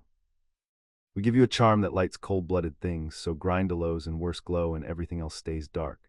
You'll see the threats and nothing else, which is all you want. And fighting underwater, he glanced at Harry, is its own discipline because your spell's slow and your aim drifts and fire's useless. So you don't fight with fire, you fight with the water itself. I'll teach you 3 goblin tricks for turning a current into a fist. They're not pretty, they work. And breathing, Ron asked. You keep skipping breathing, breathing seems important. Bubblehead charm, Hermione said. Reliable, an hour of air, and this is the clever part, Harry. This is the part I'm proud of. We cast a linked pair. One on you, one keyed to you that you can throw onto someone else and anchor. So if you find her with her own air failing, you don't have to drag her up before she drowns. You give her yours. She set the chalk down. It means if it goes wrong down there, neither of you runs out of air alone.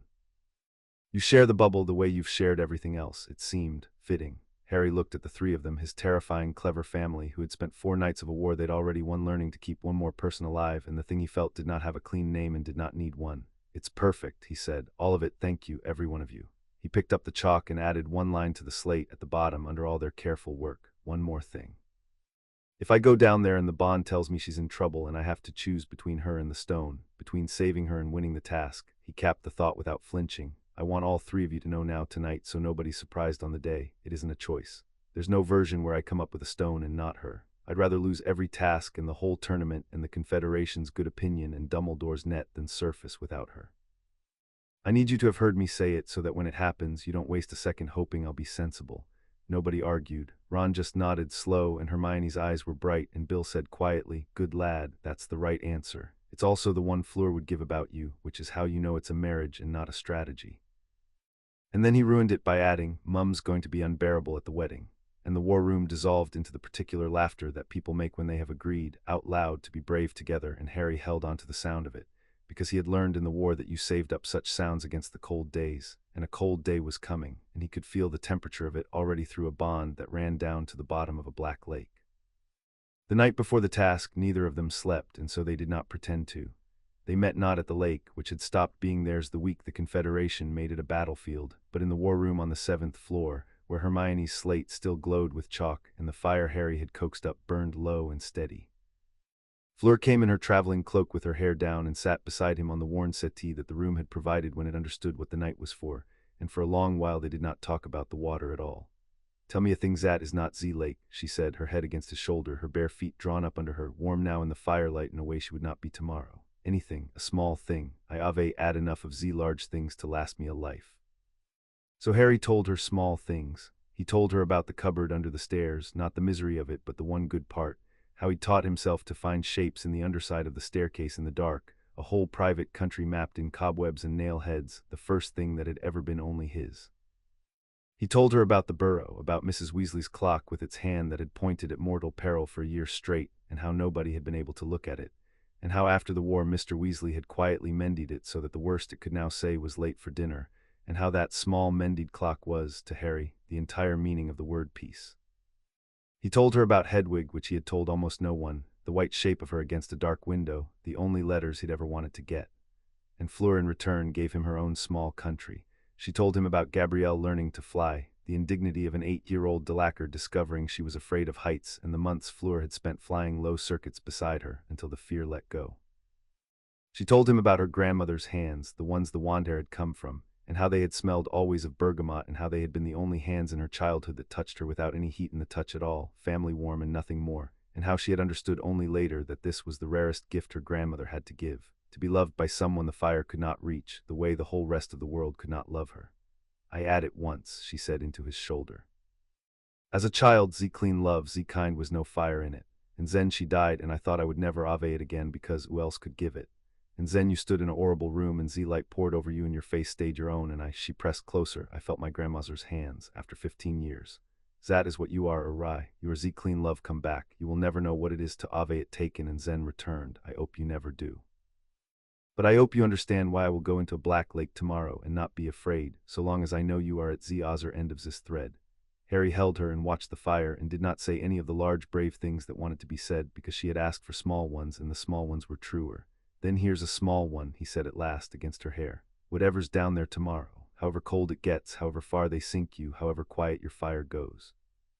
The thread doesn't reach down to the lake, Fleur. It reaches down to you wherever you are, and there's no lake in the world deep enough to put you somewhere I can't feel. You won't be unwatched, you won't be unloved, and you will not under any circumstances be alone. That's the whole of it. That's the small thing. Hold on to that one instead of the lake."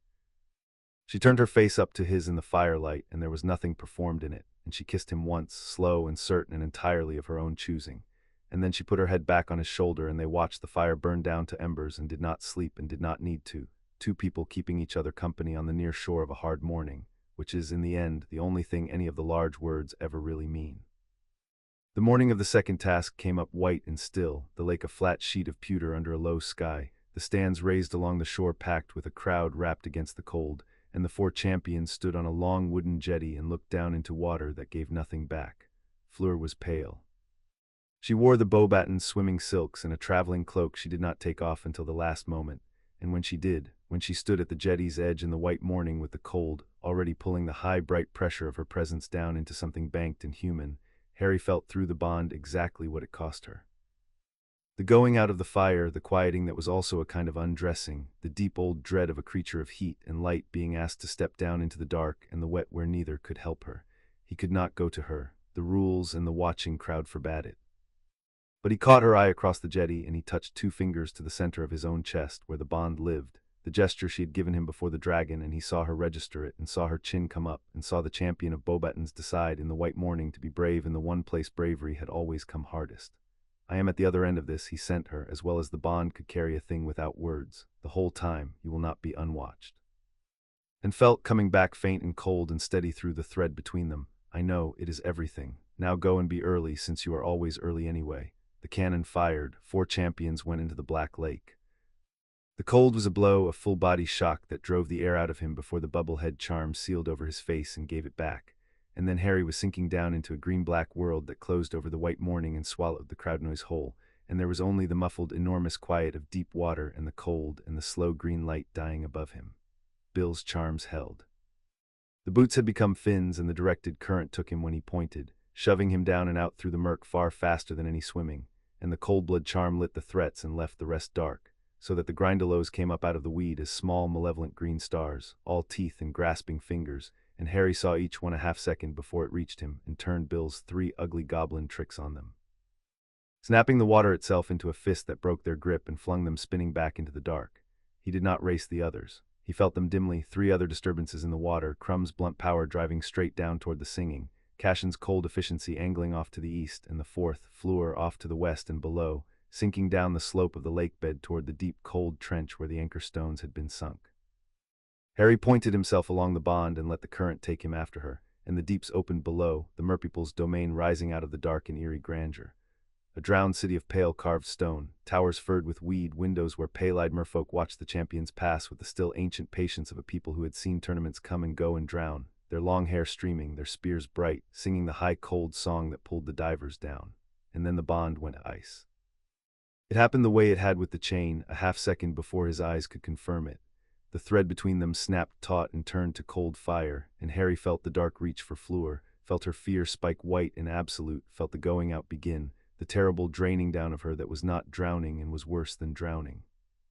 He was already pointing himself toward her, already ringing the directed current charm for everything it had, before his mind had finished the thought, and he came down over the lip of the trench into a scene out of the cold heart of the lake, and what he saw there he would carry for the rest of his life. Fleur was caught, not by grindelows. By the water itself, a column of it gone wrong, a slow black coiling current that had wrapped around her like a fist and was holding her against the trench wall while the cold poured the fire out of her, and threaded through the wrong water, glowing in his cold blood sight where nothing living should have glowed, was a curse, a patient cold construct of malice given the shape of the deep. The same old rotten cold fingerprint Bill had shown him on the staple, here now. Wrapped around the brightest thing in the world and drinking it, her anchor stone was inches from her hand, forgotten. Her bubblehead charm was failing, flickering, the cold and the curse eating it. And at the edge of the scene, hanging in the dark water with a Durmstrang fur ghosting around him and a wand out in a stillness that no diver fighting for his life ever had, was Cashin Dolohov, not racing for a stone, not fighting grindelows, but watching the curse do its work with the patient attention of a man overseeing a harvest. He looked up as Harry came over the lip of the trench. And he smiled, the lower half of his face only, and he made no move to flee because he wanted Harry to understand. He wanted Harry to choose, win or save her. The stone was right there in the failing hands of a drowning girl. A fast diver could take it and surface and be champion. The curse would have her in another minute. Cashin Dolohov hung in the cold water and offered Harry Potter the cruelest exam of his life and waited to see what the famous good one would do. It was not a choice. Harry had told them all so in the war room, and he had meant it, and now in the cold he did not so much as slow down. He went past the stone.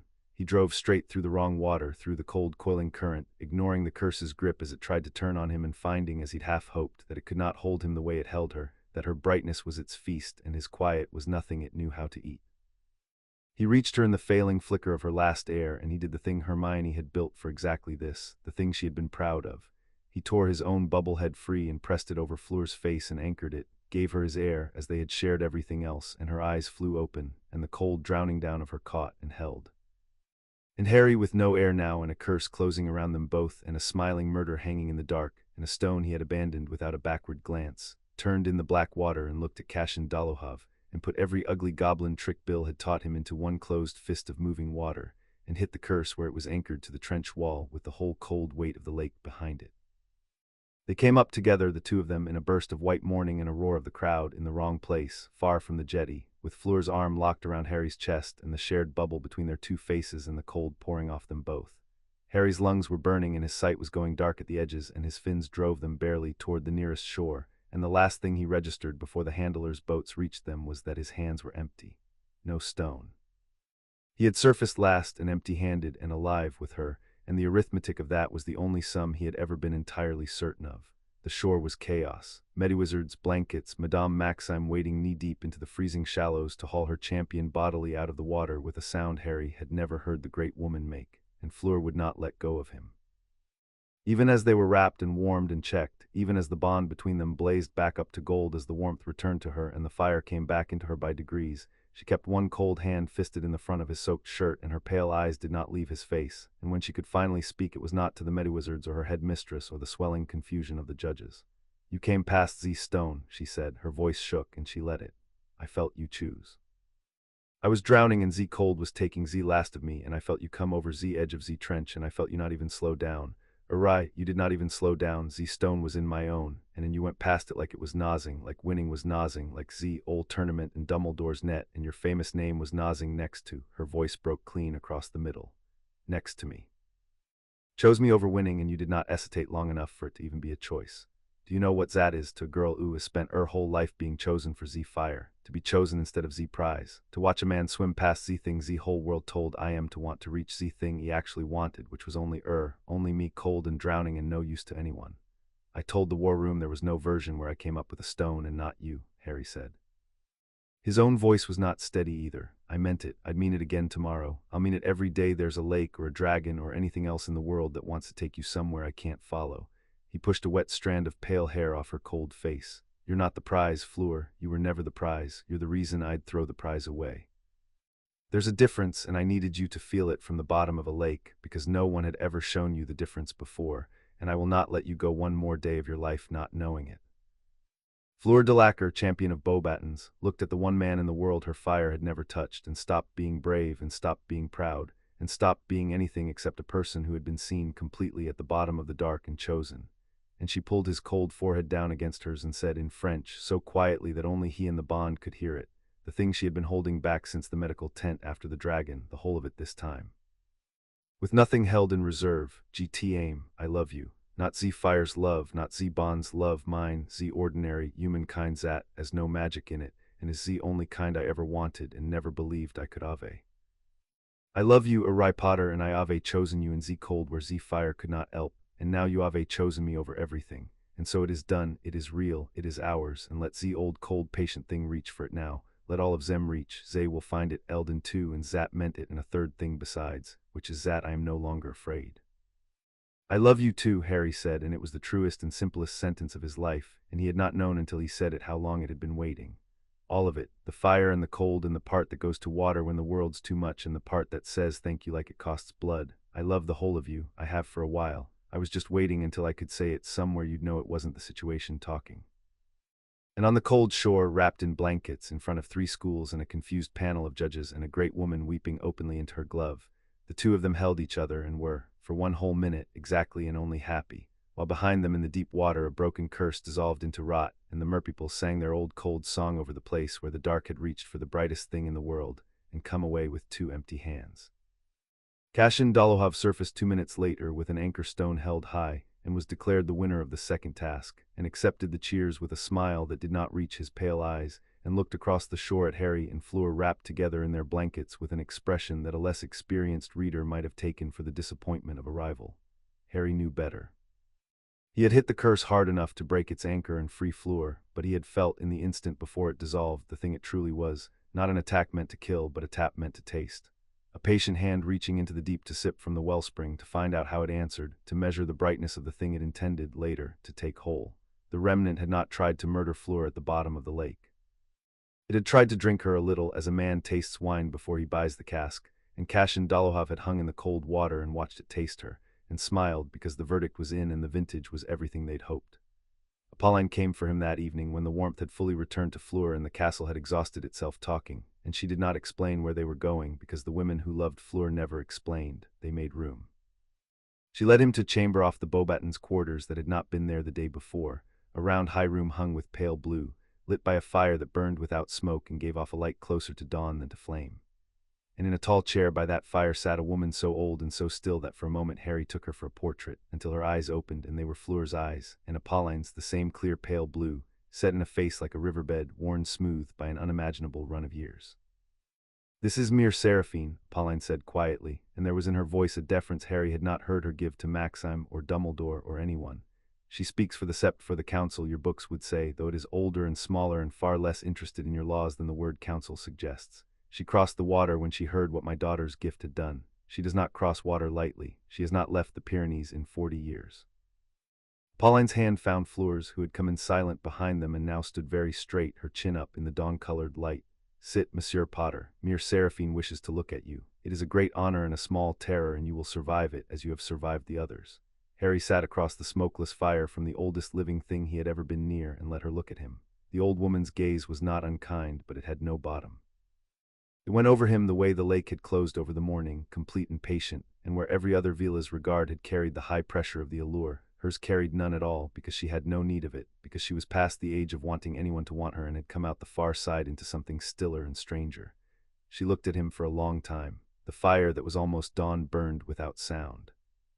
"You feel nothing," Mere Seraphine said at last, in French that Apolline murmured into English at Harry's shoulder, though he found he half understood it on his own, the way you understand water.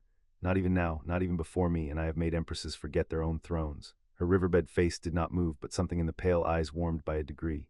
"Good, the books call it immunity. The books are fools. It is not that the fire fails to reach you, child.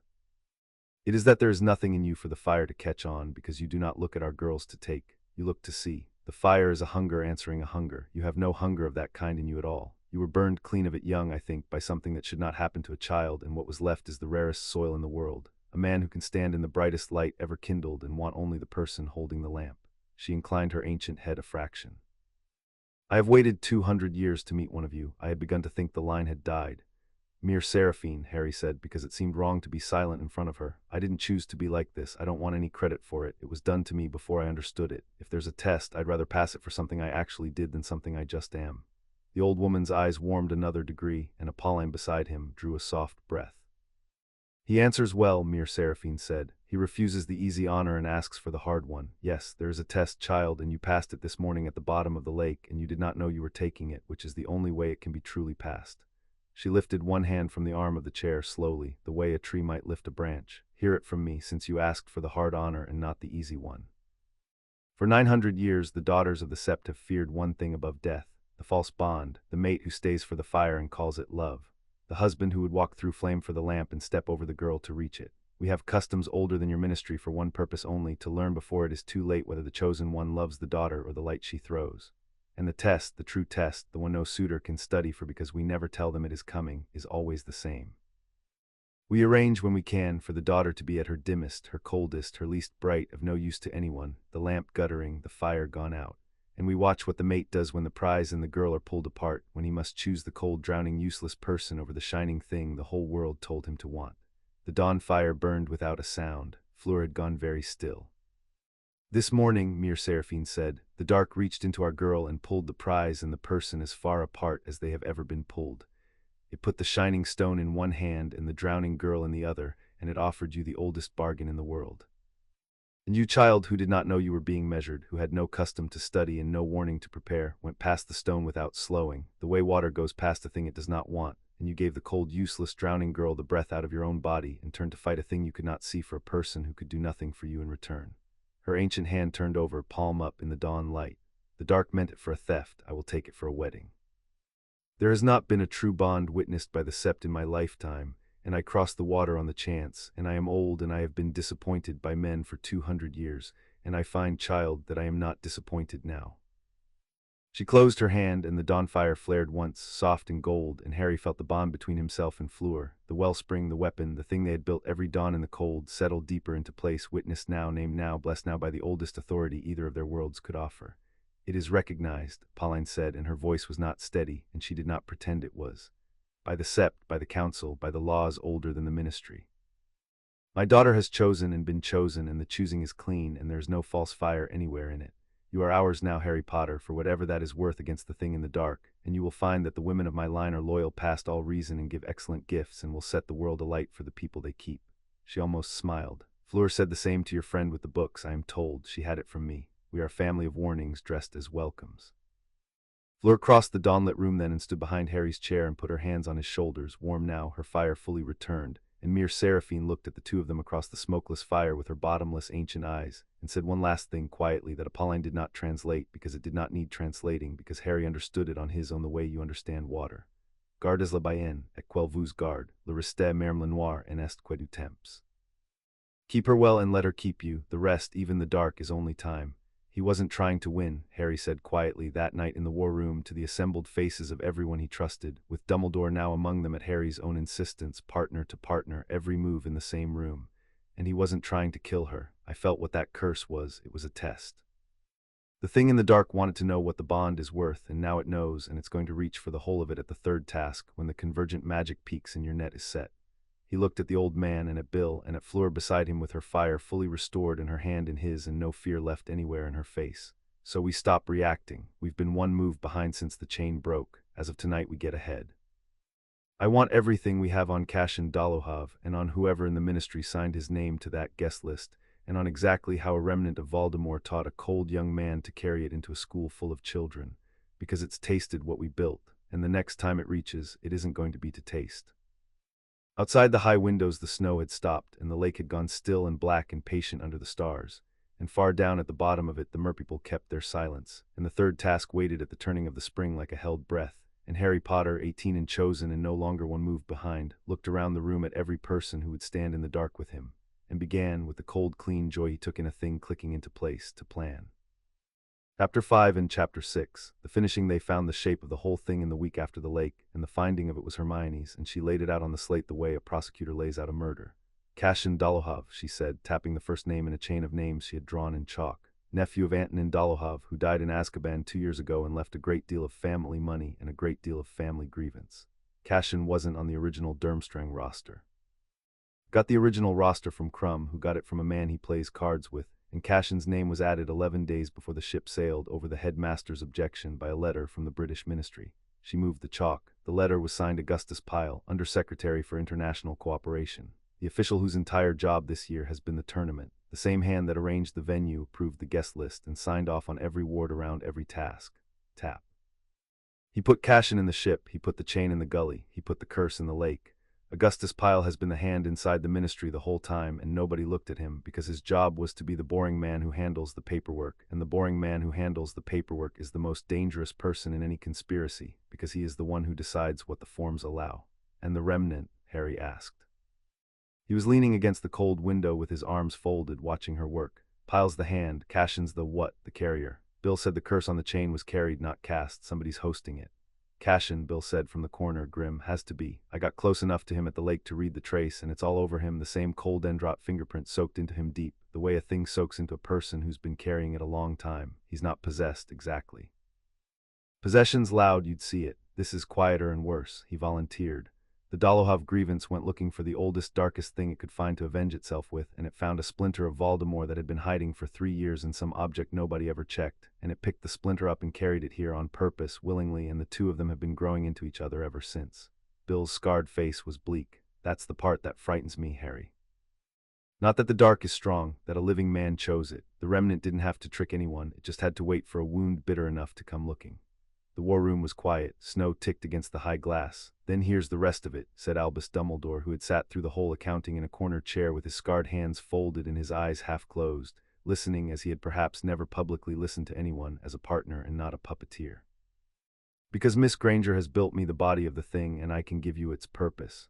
He rose and crossed to the slate and took the chalk from Hermione with a courtesy that asked permission, and she gave it, and that small exchange was its own quiet revolution. "The third task is a maze.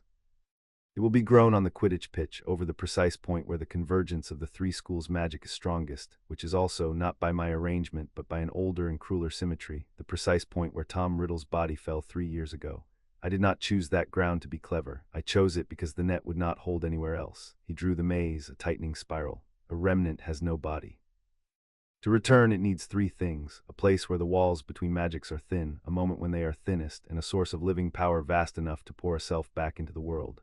The convergence gives it the place. The peak of the third task, when 3 champions and 3 schools' magic burn at once, gives it the moment." He set the chalk against the center of the spiral and looked up, and his blue eyes went with terrible gentleness to Harry and to Fleur where she sat beside him. "And the bond the two of you have built, witnessed and blessed, and now nearly complete, is the only source of living power in this castle bright enough to do it. That is the plan, Harry. That has always been the plan. The remnant means to enter that maze, seize your bond at the moment of convergence, and burn the two of you to light itself a new body. I brought you here as the lure. The lure has worked, and now we must decide together how to be a lure that closes its jaws instead of a lure that is swallowed." Nobody spoke for a moment, then Fleur stood. She had her fire fully back now, and the blessing of the sept behind her, and she stood in the war room with her chin up and her pale eyes very bright, and she looked at the maze on the slate, and she did not flinch.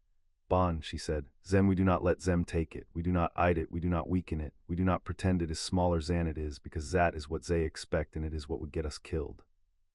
She crossed to the slate and put her own finger at the center of the spiral beside Dumbledore's chalk. "We make it stronger. We finish it fully on purpose before Z task, so that when Z dark reaches into Z maze expecting 2 frightened children and alpha bond it can tear apart, it finds instead a thing complete and chosen and eld in 2, and Zat meant it, and it learns, too late, Z difference between a wellspring it can drink and a fire it has walked into." She turned to face the room. "Mammon told her rise at a finished bond is a target. She is right. But she did not finish Z thought because she has spent her life being careful, and careful is a fine thing, but it does not win against a thing that has waited 3 years in Z dark.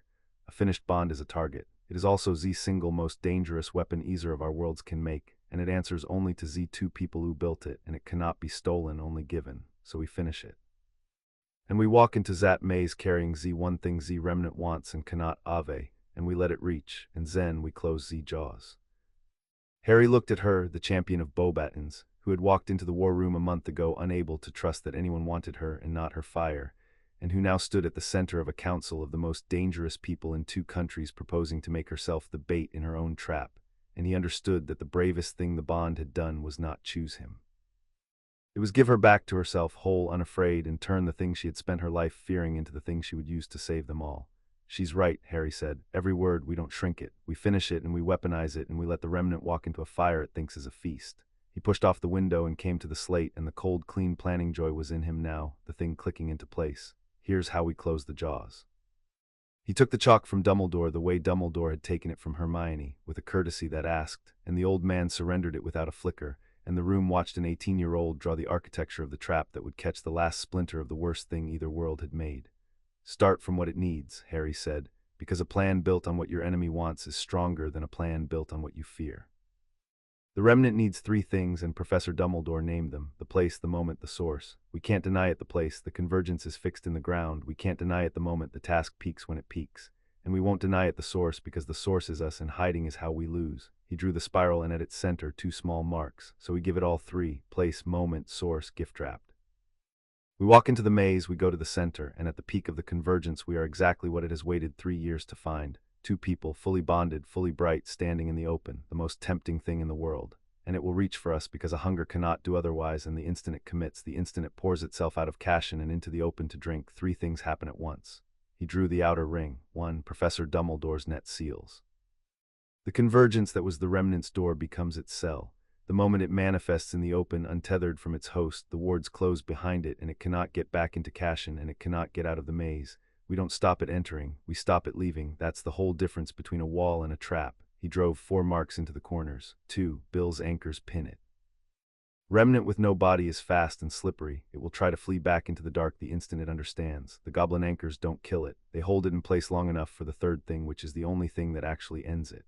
He set the chalk on the 2 marks at the center, and the room went very still. 3. We don't let it drink the bond, we pour the bond into it. He looked up, and his eyes found Fleur's and held. A finished bond answers only to the 2 who built it. It can't be stolen, only given. The remnant means to take it by force, to drink it the way it tasted Fleur in the lake. But you can't take a fire by force, you can only walk into it.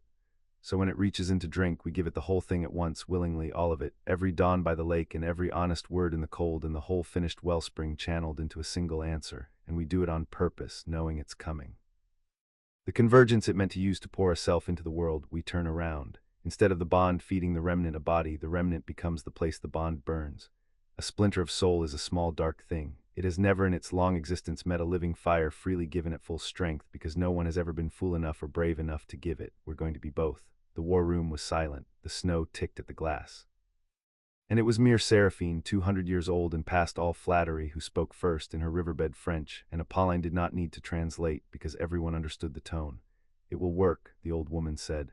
I have lived long enough to know the shape of a true thing when I hear it. The dark has always assumed that love is a weakness because it can be threatened. It has never once considered that a love freely completed and freely given might be the one weapon it cannot defend against, because it has no answer to a gift. One cannot parry a thing offered with both open hands. Her bottomless eyes moved to Harry. It is also the most dangerous plan I have ever heard, because it requires the 2 of them to stand still in the open while the worst thing in the world reaches into the center of them, and to not flinch, and to give instead of guard, at the exact moment every instinct screams to do the opposite. If either of them holds back even a little out of fear, out of self-preservation, out of the ordinary human wish to live, it will fail, and the remnant will get precisely the half-bond it can tear apart. She folded her ancient hands. Can you do it, children? Can you stand in the dark and give the thing that wants to eat you everything you have and trust the other to do the same? Because that, and not the wards and not the anchors, is the whole of whether you live.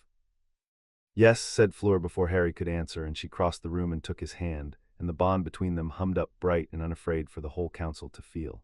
Because it is not a trick we must perform under pressure. It is only the thing we have been doing since the autumn, the giving, the not guarding, the choosing and the cold. We have practiced it every dawn for months without knowing we were training for this. When the dark reaches in, it will not find 2 people trying bravely to do a frightening new thing.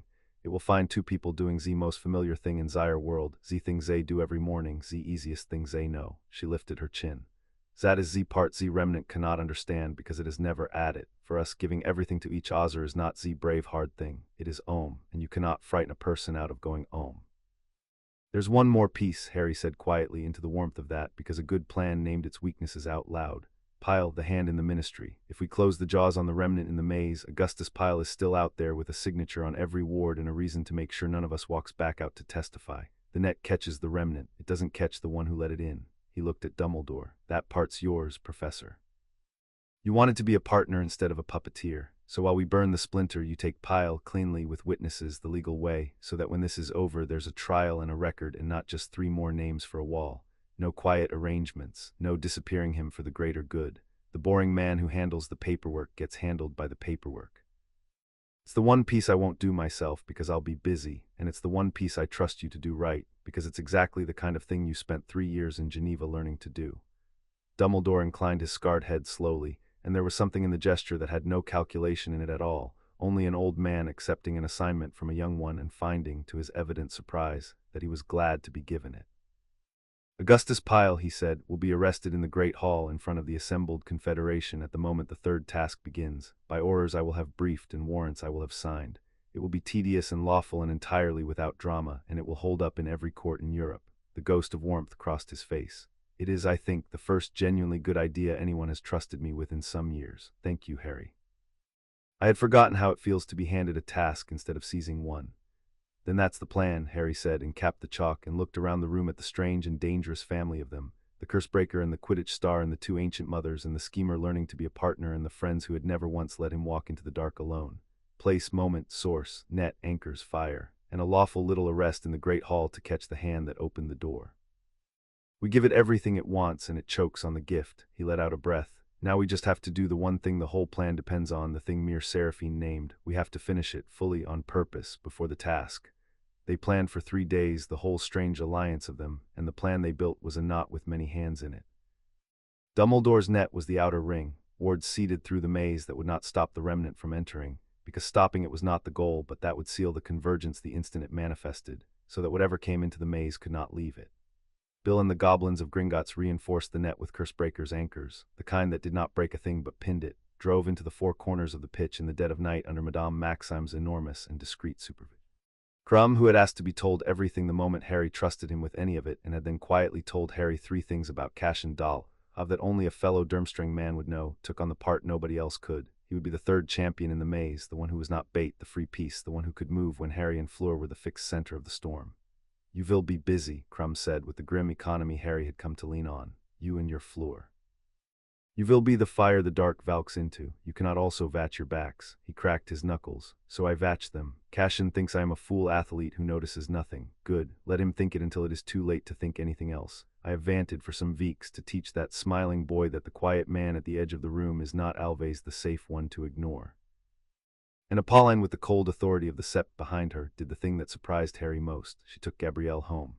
"You think me hard," she said to Harry, the morning she sent her younger daughter and her husband back across the water, the child furious and weeping and clutching at Fleur and demanding to stay for the end of the story, to send her away before the worst of it. "But I have buried enough of my line to know the one rule that matters. You do not keep everyone you love in the same fire. Fleur stays because she has chosen to fight and she is of age, and it is her bond and her right. Gabrielle goes because she is 11 and the only thing she could do in that maze is be a thing the dark could threaten you with. I will not hand the remnant a hostage. I have read the same map you read, Harry Potter." Her pale eyes were steady. "Keep my eldest alive. I am trusting you with the one I cannot send away. Do not make me wrong, as her sister would say." So Gabrielle went, with a chocolate frog owed and collected, and a fierce 11-year-old promise extracted from Harry that he would write the moment it was over and tell her the ending himself. And the castle emptied of one more person the dark could use, and the alliance tightened, and the maze grew on the pitch wall by wall in the lengthening spring evenings, and the 3rd task came on toward them like weather. Molly Weasley arrived 2 days before the task with a hamper the size of a coffin and the settled expression of a woman who had decided that if the world insisted on threatening her children, she would at least see them fed first. She came up to the war room because Ron had let slip, in a letter, the single word maze, and there was no force in nature that could keep Molly Weasley from a child of hers in a year with a maze in it. She took one look at the slate full of wards and counter-curses, and the assembled faces of curse-breakers and headmistresses, and an ancient Veela elder and the headmaster of Hogwarts, and she set the hamper down on top of the entire conspiracy and began, without asking anyone, to lay out food. "You will all eat," she announced in a tone that ended discussion, "and then you will plan your terrifying maze, and you will plan it better, because no one in the history of the world has ever had a good idea on an empty stomach. Bill, you're too thin. The goblins don't feed you." Harry, her hands found his face, warm and flowery and brooking no nonsense, and for a moment the most dangerous people in 2 countries waited politely while a mother looked her surrogate son over for damage. "You've a burn on your shoulder you've let scar instead of treating, and shadows under your eyes, and you've fallen in love. I can see it from here. Don't argue with me. Sit, all of you, sit." They sat. There was, it turned out, no arguing with it, and after a moment no one wanted to. Fleur Delacour, who had crossed an ocean and frightened a war hero and stood unmoved before the headmaster of Hogwarts, accepted a plate of shepherd's pie from Molly Weasley with the wary courtesy of one queen receiving another, and tasted it and said with genuine surprise, "This is very good." And Molly said, "Of course it is. I've buried people and fed people for 30 years and the feeding's the harder skill." And something passed between the 2 mothers across the war room table that needed no translating in either language. And for an hour the most dangerous people in 2 countries were only people, eating in a warm room while snow fell outside. Crumb and Bill argued goblin curse theory with their mouths full. Hermione cross-referenced Veela inheritance with Apolline until both of them were happier than Harry had seen either in weeks. Ron got mere Seraphine, 200 years old and past all flattery, to laugh, an extraordinary dry rustling sound, by describing in loving detail the time the twins had turned Percy's badge to read Big Head Boy. And Fleur sat close against Harry's side with her fire banked warm and her hand in his and watched the whole improbable table, her family and his braided into one loud crowded room, and Harry felt her feel it through the bond, the thing neither of them had quite had before, not a side to fight on but a table to come home to. "This is what we are protecting," Fleur said quietly under the noise for him alone. "I had forgotten. All ze talk of wellsprings and weapons and nets, and I had forgotten ze thing ze net is for." She leaned her head against his shoulder. Not ze bond, not even us, zis, ze loud table, ze pie. Your Molly with her hands on your face and my mammon saying ze pie is good like it costs her blood, which it does. She has not praised Anna's or woman's cooking in my lifetime. Her thumb moved across his knuckles. Whatever appends in ze maze, or rye we have already won ze things that matters. We made ze table bigger. Ze dark cannot take zat back, however ze task ends. It is already done, it is already ours.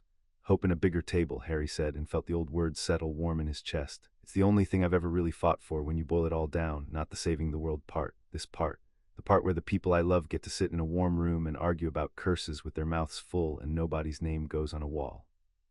He pressed his mouth briefly to her hair. We protect the table, everything else is just the cost of keeping it. Across the room, Dumbledore watched the two of them and the loud, crowded, improbable table, with an expression on his scarred old face that Harry caught and understood and chose, for once, to be gentle about. The look of a man who had spent his whole life arranging other people's tables and had almost never been allowed to simply sit at one, and who was sitting at one now, late and unworthy and grateful past saying. He raised his glass a fraction, to no one, to all of them, to the warm room against the snow. And Molly Weasley, who forgave more slowly than she fed but who fed everyone, refilled it without being asked, which was, from Molly, the beginning of forgiveness, and the old man knew it, and bowed his silver head over the glass, and for a moment the architect of all their danger was only a tired old man being fed at a stranger's table, which was perhaps the one thing in the world that could still undo him. Cassian Dolohov found Harry the night before, which was its own kind of message. I know your schedule, I know when you are alone.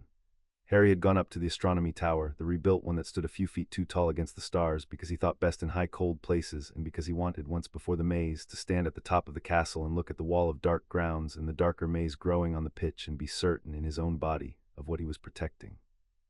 He had not expected company, but he heard the door and he did not turn, because turning quickly was a tell, and he had learned long ago to give the dark none. You come up here to look at it, Cassian said from the doorway, his precise cold voice carrying easily in the still air. The maze. I have watched you do it 3 nights running. You stand and you look and you think you are measuring the trap. He came to the parapet an arm's length away, the Durmstrang fur ghosting around him, his pale eyes catching the starlight. You are not measuring the trap, Potter. You are inside it, looking at the walls and mistaking the view for understanding. It is the most human thing about you. It is almost endearing. Is it you in there now? Harry asked, conversationally, still watching the grounds. Or him? I've been wondering how that works, whether you take turns. Whether there's still a Cassian in there at all, or just a coat the splinter wears to dinner. Something flickered across the narrow face, and for a moment the voice that answered was not entirely Cassian's, gone older underneath, colder, with a dry hiss threaded through the precise English like a draft under a door. Clever. They always said you were clever. Cleverer than your friends, cleverer than your teachers, clever enough to count the pieces of a soul and notice when the books did not add up. The pale eyes turned fully on Harry. Yes, I left one they never found, in a place so small and so beneath notice that even I had half forgotten it, until a bitter young man with a dead uncle's grievance came looking in the old dark for something to hurt the world with and found me and was glad. We are very glad, Cassian and I, we want the same thing. That is rarer than possession, Potter, and stronger. He invited me. He carries me the way you carry your dead, willingly, gratefully, because the carrying gives his pain a shape. And now you want what Fleur and I built, Harry said. He kept his voice as level as the cold air. Your splinter's been hiding for 3 years with no body and no power, and you finally found a feast bright enough to pour yourself back into the world, and you've spent a whole tournament tasting it to be sure. The chain, the lake. All of it just a careful, patient sampling to make certain the wine was worth the theft. You understand me better than your headmaster does, the cold thing in Cassian said, and there was something almost like pleasure in it. He thinks I am a problem to be netted. You understand that I am a hunger, and a hunger cannot be reasoned with, only fed or starved. Yes, I want the thing the two of you have made. It is the brightest living power to surface in this broken little island since I burned, and you have been charging it every dawn by a lake like a pair of children leaving cream out for a cat. And tomorrow, when the convergence peaks and 3 schools magic burns at once over the ground where I fell, I am going to reach into that maze and take it and pour it into a body and walk back out into a world that thought it was finished with me. The pale eyes glittered. And the part you will appreciate, clever boy, the part that should keep you awake tonight, I do not need to defeat you to do it. I only need the two of you in the maze together at the peak, bonded and bright and complete, which is precisely where your headmaster's clever net requires you to be. He has built me a trap. He has also, because he cannot help himself, because he has never once in his long life been able to resist arranging people, built me a delivery. You and your girl, wrapped in bright and waiting at the exact center of the exact moment I need. Tell me, Potter. The smile returned, the lower half of the face only. Are you certain whose trap it is? For a long moment Harry said nothing, and the cold air moved between them, and far below the maze sat dark and patient on the pitch. "Here's the thing you've got wrong," Harry said at last, and he turned now deliberately to face the cold thing wearing Cashin Dolohov, because there was a point at which not turning became its own kind of fear, and he would give the dark none of that either. "You keep talking about the bond like it's cream left out for a cat, like it's a thing sitting on a windowsill that the cleverest hand wins. But it isn't a thing, and it isn't sitting anywhere, and it can't be taken off a sill, because it was never put on one. It's two people who chose each other in the cold where the fire couldn't help. It only answers to the two of us. It can't be stolen. It can only be given. Your splinters spent 3 years in an ocean and a whole tournament reaching for a wellspring, and tomorrow, when you finally close your hand on it, you're going to learn the thing that the cleverest dark thing in the world never learns until it's too late." Harry held the pale, glittering eyes without flinching. "You can't drink a fire. You can only walk into it. And we finished ours on purpose, knowing you were coming, and we're going to be standing in the middle of it when you reach in, and the last thing your borrowed eyes are going to see is the difference between a feast and a furnace." Cold Thing and Cashin looked at him for a long, still moment, and the dry hiss under the voice did not answer at once, and when it did there was, for the first time, something underneath the pleasure that had not been there before, something that in a living man Harry would have called the beginning of doubt. "We will see," it said, "tomorrow," and turned to go. At the door it paused, and the voice came back almost all Cashin's now, young and bitter and cold. "He saved you a place at his table, you know, the old man. Tonight I watched through the window, the whole loud crowd of you eating, forgiving him." The bitterness sharpened. "No one ever saved me a place at anything. That is the whole of it, Potter, the entire long story of how a splinter finds a host, not power, not even revenge, a place at a table in the absence of one.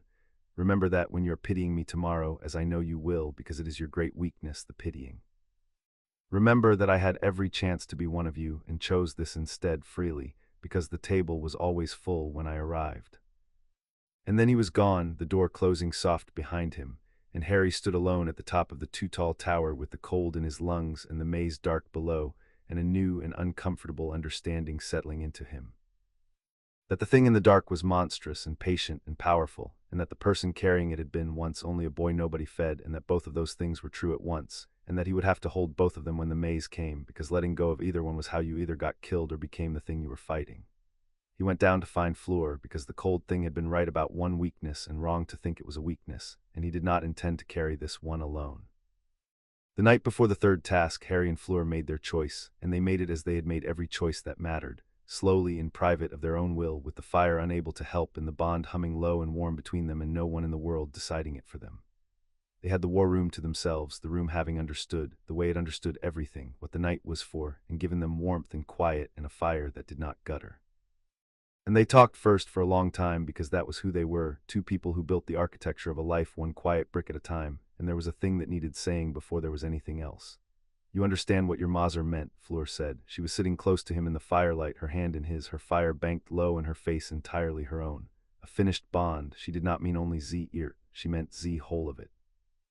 Z last wall between two magics come down on purpose, fully chosen. It is Z thing that makes Z wellspring complete, and it is Z thing that makes us strong enough to survive Z maze, and it is also, her thumb moved across his knuckles, Z thing I ave wanted simply as a woman who loves a man, since long before any of them made it a matter of strategy. She looked at him, and there was no performance in it, none anywhere. I will not ave it be strategy, or rye, not this. Everything else they arranged, Z cup, Z task, Z net, Z maze. This one thing they do not get. This one thing is ours, chosen for no reason but that we choose it, because I love you and because tomorrow is uncertain, and because I ave spent my whole life being wanted for Z wrong reasons, and I would like once, before whatever comes, to be wanted by Z one person who could never want me for any reason but Z true one. Her voice did not shake. So I am asking you, not Z bond.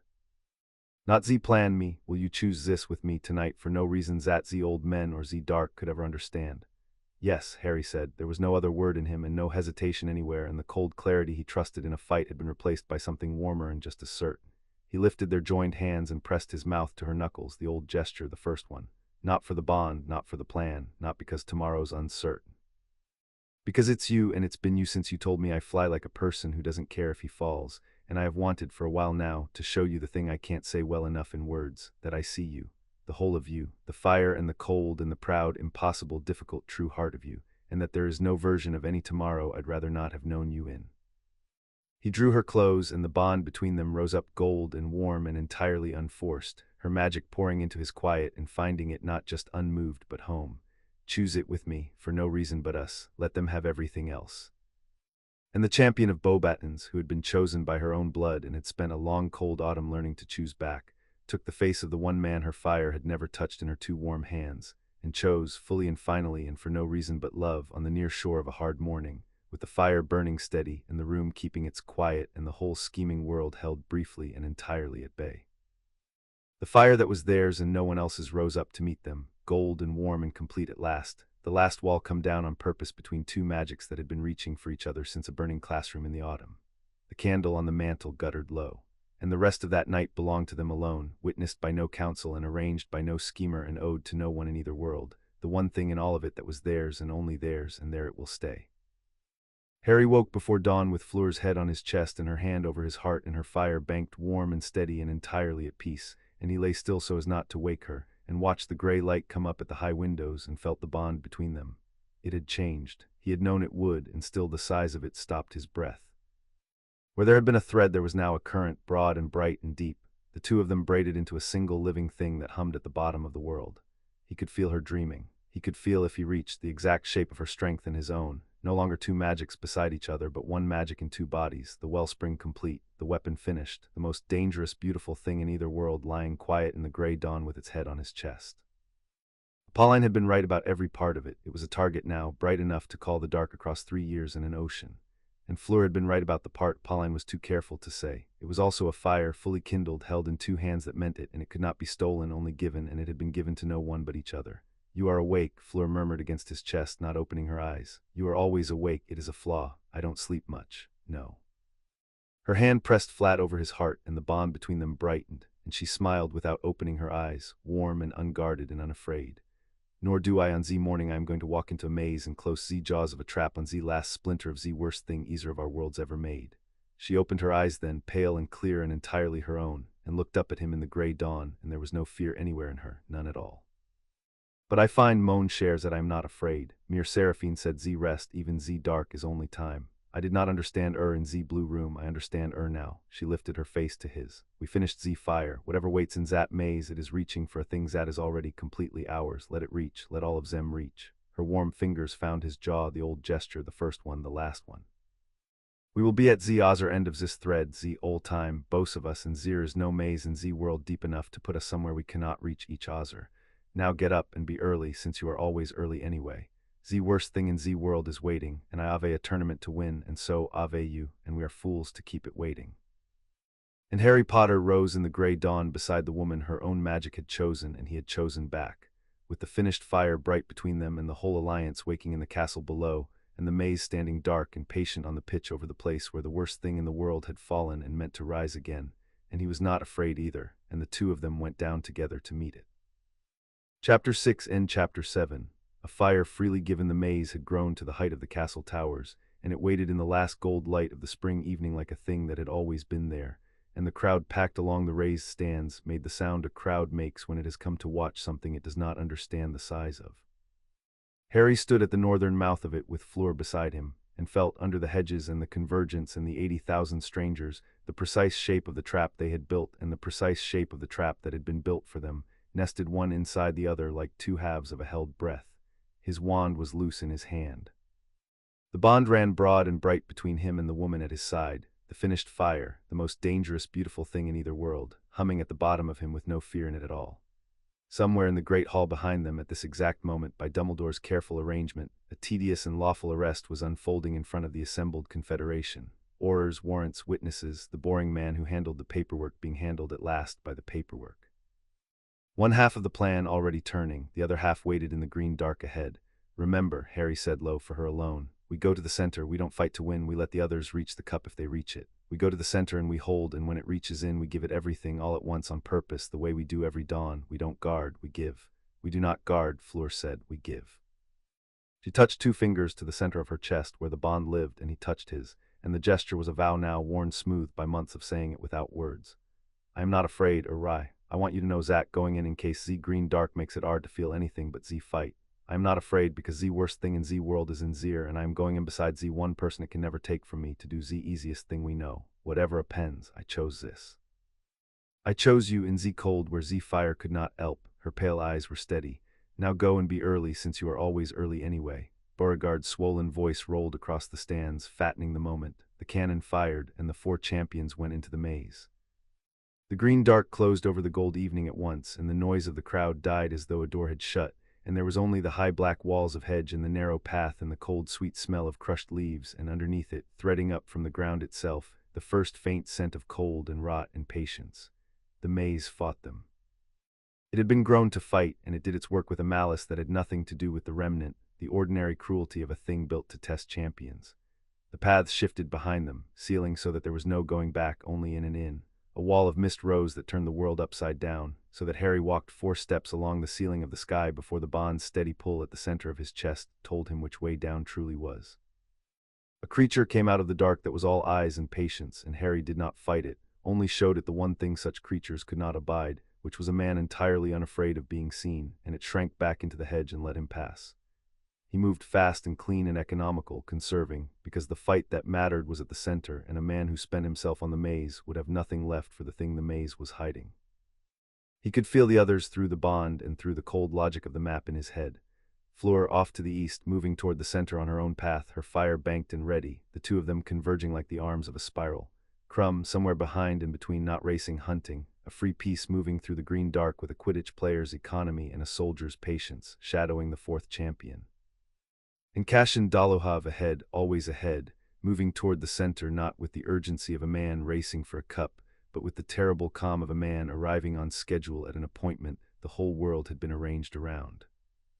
First real trial came at a fork where the hedges drew so close that the path narrowed to a throat, and out of that throat, unfolding from the dark with a dry clicking patience, came a thing the maze builders had grown to break champions. A sphinx, lion-bodied and woman-faced, golden eyes catching the wrong-colored light, settling across the only way forward with the unhurried certainty of a creature that had eaten clever people before.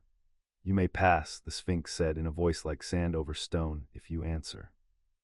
You may turn back if you can, though the path behind you is sealed, and you may try to force your way, in which case I will be obliged to kill you, which I would regret because you have interesting eyes and most champions do not." She settled her great paws. "My riddle, then: I am wanted by the one who makes me and feared by the one who keeps me. The poor have me and the rich need me, and if you eat me, you die. What am I?"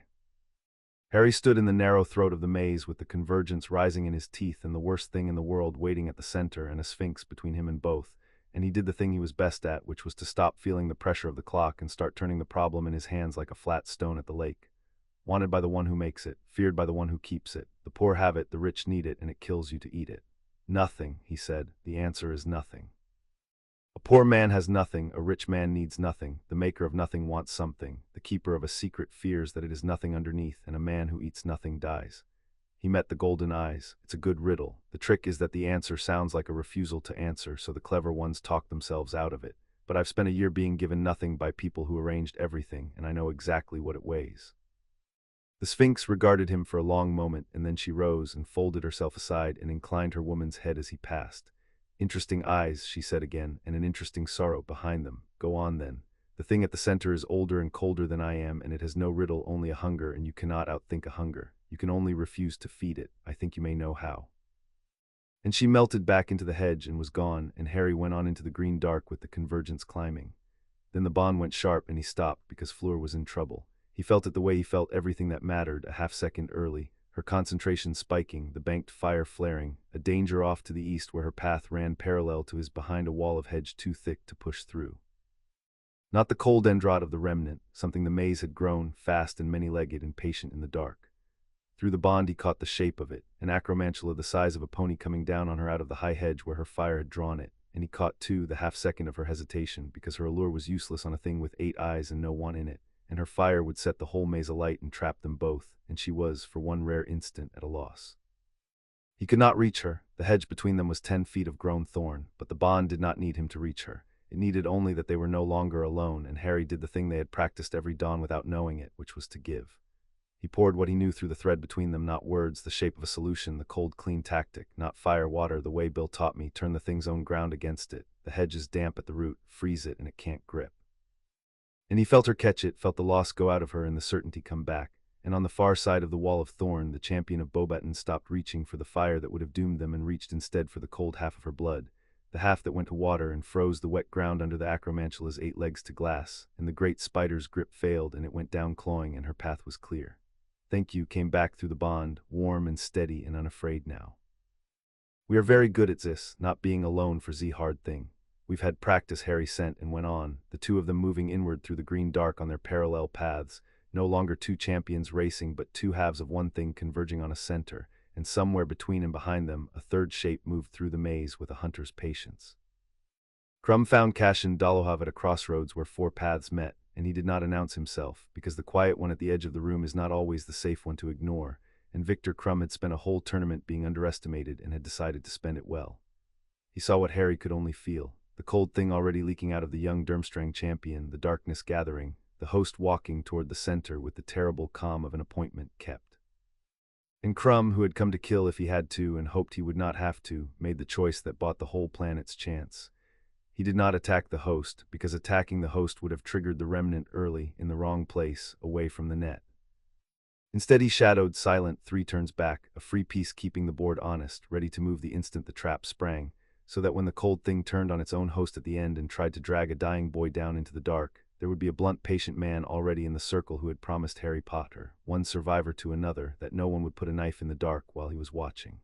The convergence built as they went inward.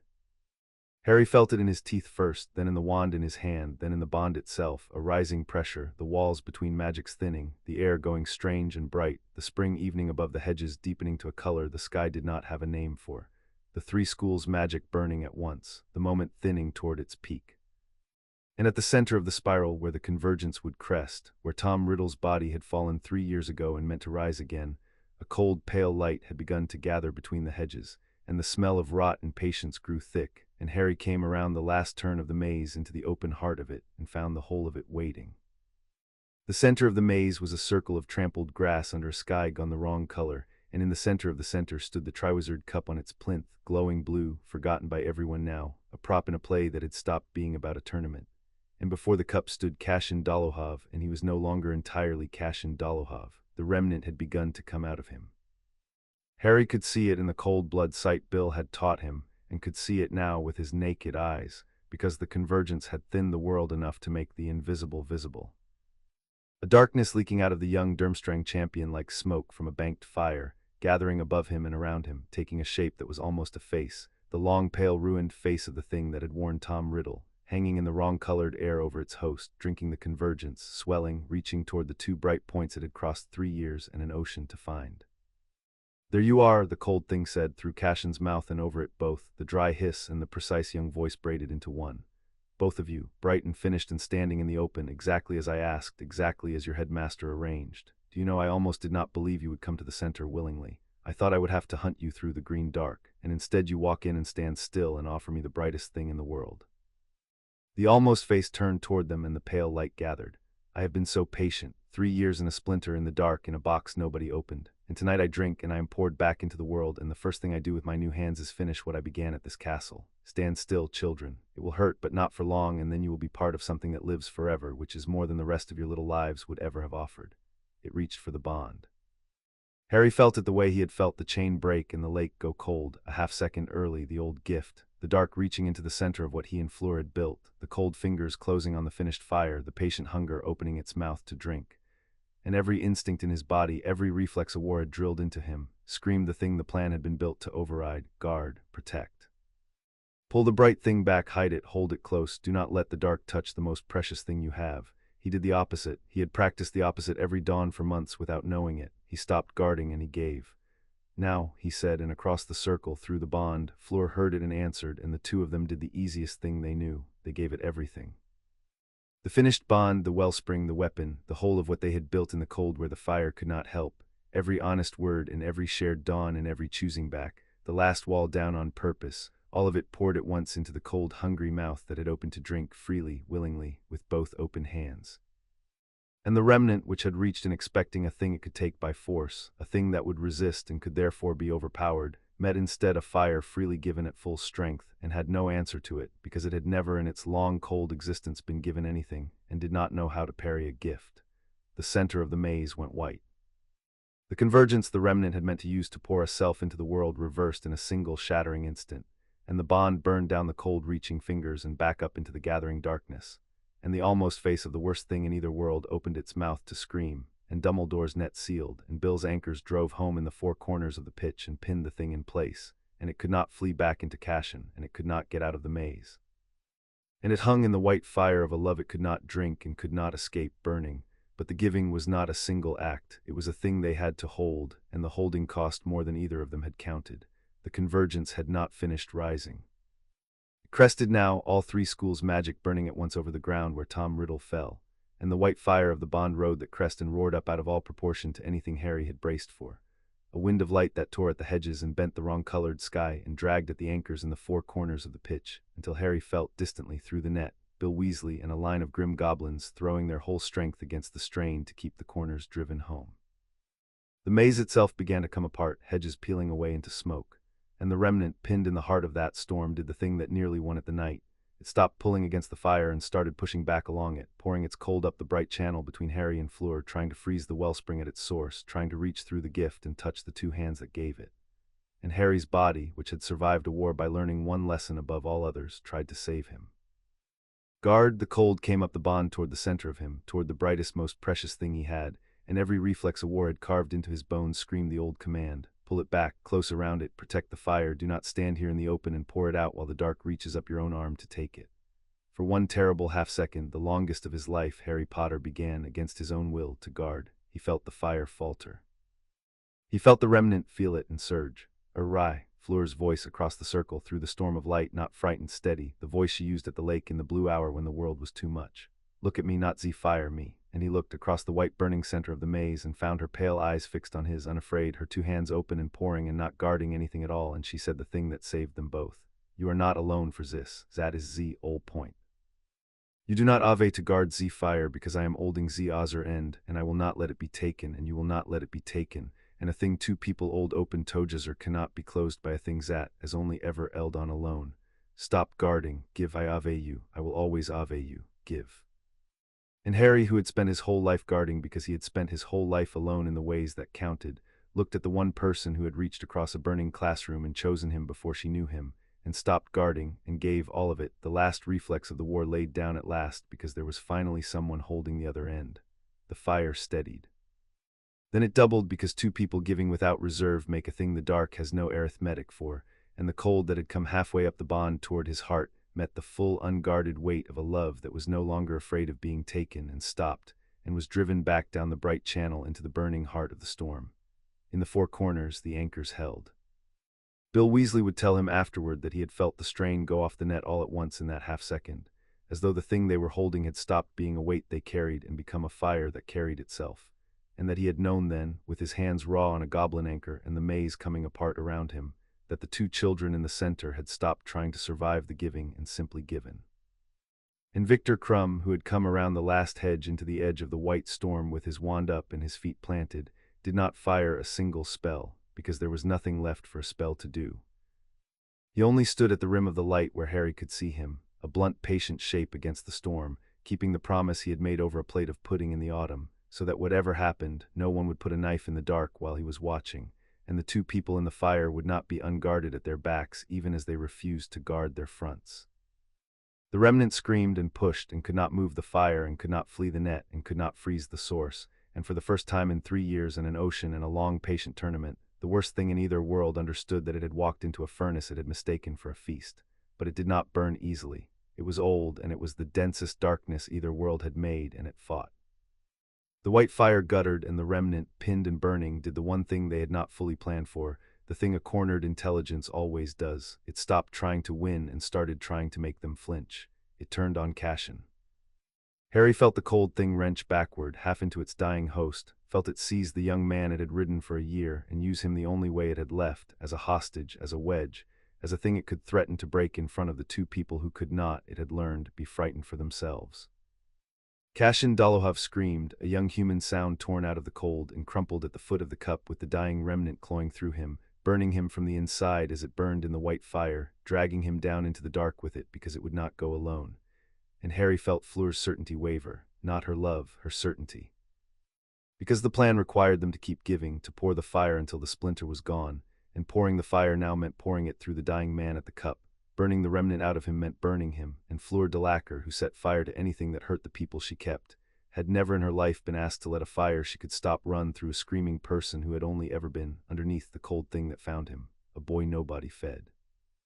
"Arise," she said across the circle through the white fire, and there was the flinch the remnant had been reaching for. The human wished not to be the thing that let a person burn.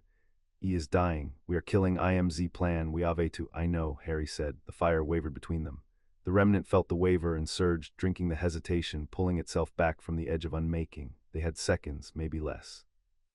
And Harry understood in the cold, clear place that a war had built in him, that the plan as written would hold the fire and end the remnant and let Cassian die, and that this was the sensible thing, the strategic thing, the thing that won. And he understood just as clearly that the entire reason the bond was a weapon the dark could not defend against was that it was not a strategy. It was love freely given. And love freely given does not let a boy nobody fed burn to win a fight, even the worst boy, even the one who hung in the cold water and watched a curse taste the woman you love and smiled. So Harry changed the plan in the half-second he had, as he had changed it under the dragon gut-over plan when it stopped being fair.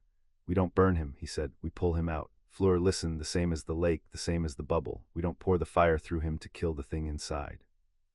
We pour it around him to pull him free of it. We give him the fire too, not to burn him, to anchor him, to give him the one thing the splinter found him because he never had." He reached across the bond, across the circle, and found her, and the two of them who had shared everything else shared this last impossible thing, the redirection of a fire mid-burn, the hardest piece of magic either of them had ever attempted, done not by force but by intention, by deciding together what the fire was for. "We give him a place at the table, right now, in the fire. We tell the splinter it can't have him because he's ours now too. Give it to him, Fleur. Give that boy nobody fed a place, and watch what the dark does when it tries to drag him down and finds him held." And Fleur Delacour understood and stopped flinching, because Harry had turned the thing that frightened her into the thing she did best, and she gave. The white fire changed. It did not stop burning the remnant, it burned it harder, because there is nothing the dark can less withstand than a love that refuses to be made cruel. But it stopped pouring through Cassian and started pouring around him, under him, into him, an anchor, a held hand, a place at a table reaching down into the dark after a drowning boy. And Cassian Dolohov, burning, dying, the cold thing clawing at him to drag him down into its own unmaking, felt, for the first time in his bitter life, a fire that was not trying to consume him but to keep him, and something in him that the remnant had been feeding on for a year. The wound, the absence, the place at the table he had never been given, closed, and the splinter lost its grip on him, because you cannot hold a person by a wound that has just been healed. The remnant came out of him all at once, ripped free of the wound it had lived in, naked now in the white fire with nothing left to hide in and no one left to threaten. The last splinter of the worst thing either world had made, pinned by goblin anchors and sealed by an old man's net, and burning, finally, alone, in a fire freely given that it could not drink and could not flee and had no answer to. And it screamed, and the scream went up into the wrong-colored sky and thinned, and the white fire took it, and it was gone, the way a cold thing goes when a warm one finally outlasts it, the way the dark goes at the bottom of a lake when two people surface holding each other, the way the last held breath finally lets go. The maze went dark and ordinary. The sky came back to the right color. The convergence drained out of the ground and the air and the wand in Harry's hand, and the center of the maze was only a circle of trampled grass under a spring evening, with a forgotten cup glowing blue on its plinth, and a young man lying very still at the foot of it, alive, the cold Endrot fingerprint burned clean out of him, breathing. Victor Crumb came around the last hedge at a dead run, wound up and stopped at the edge of the circle and took in the whole of it. The drained convergence, the dark thing gone, Cassian breathing on the grass, Harry and Fleur standing in the center with the bond blazing soft and gold between them and the white fire fading from the air. "It is done," Crumb said, not a question. He lowered his wand slowly. "I felt it go, the cold thing, it is gone." He looked at Cassian and his blunt face did something complicated. "And he lives. You burned the splinter and you did not burn the host. I did not think that vast possible. I came to kill him if I had to. You found a way that did not need killing." He crossed to the fallen young man and crouched, checking him with rough competence, and then looked up at Harry with an expression that had no scowl in it anywhere. "My grandmother would have liked you, Potter. She used to say the measure of a man is not V-hat he destroys, but V-hat he refuses to. I did not understand her until tonight." Harry could not answer for a moment. The cold, clear fighting place was draining out of him, and what was rushing in to fill it did not have a clean name. The whole enormous weight of what they had done, and what they had nearly not done, and what it had cost to do it the right way. Fleur crossed the circle and put her arms around him, and the bond between them blazed warm and whole and unafraid, and the two of them stood in the dark heart of the maze and held each other while a spring evening came back gentle overhead, and it was the most ordinary thing in the world, two people holding each other, the easiest thing they knew, and it was the worst thing in either world had crossed 3 years and an ocean to take and had come away with nothing. It tried to make us cruel, Fleur said into his shoulder unsteadily. At Z end, it knew it could not beat Z fire, so it tried to make us turn Z fire into a weapon that kills a helpless person because it knew that a love made cruel is a love it has already won, even if it dies. Her arms tightened, and you would not, even Zen, even to win. You changed Z plan and you gave Z boy nobody fed a place at Z table in Z middle of Z fire, and that is Z moment we truly beat it. Awry, not Z burning, Z refusing to burn. I will love you for that until I am as old as mere Seraphine and Zen longer. She pulled back enough to look at him, her pale eyes bright and entirely her own. Take us home now. Touch Z cup, end Z stupid tournament, and take us home to Z loud table, where Z's pie, and a place set for everyone, even Z ones who did not know Z were allowed to sit down. They touched the cup together because neither of them would touch it alone, and the portkey took them out of the dark maze and back into the gold evening, and the roar of 80,000 people who had no idea what they had just watched. And the rest of that night belonged to the kind of chaos that follows when a great public spectacle ends very differently than its program promised. Augustus Pyle was already in custody, taken cleanly in the great hall at the start of the task in front of the entire Confederation, exactly as Dumbledore had promised, with warrants that would hold in every court in Europe. The boring man who handled the paperwork was, by morning, the most talked-about prisoner on the continent, and the trail of his signatures led over the following weeks to a tribunal that did its work in the open, with witnesses and records and not one quiet arrangement, because Harry had asked for it that way and Dumbledore, for once, had done exactly and only what he was asked. Cassian Dolohov lived and was taken by the Aurors too, but gently, and the charge against him was complicated by the fact that the thing which had driven his crimes had been burned out of him by his own intended victims, and there were healers now where there had been handlers, and a long road ahead, and at the bottom of it, perhaps for the first time in his bitter life, a place at some table that would not be full when he arrived. Harry made them promise him that much. It was the one thing he asked for himself in all the inquiries that followed, that the one nobody fed be given, at the end of the road, a chair.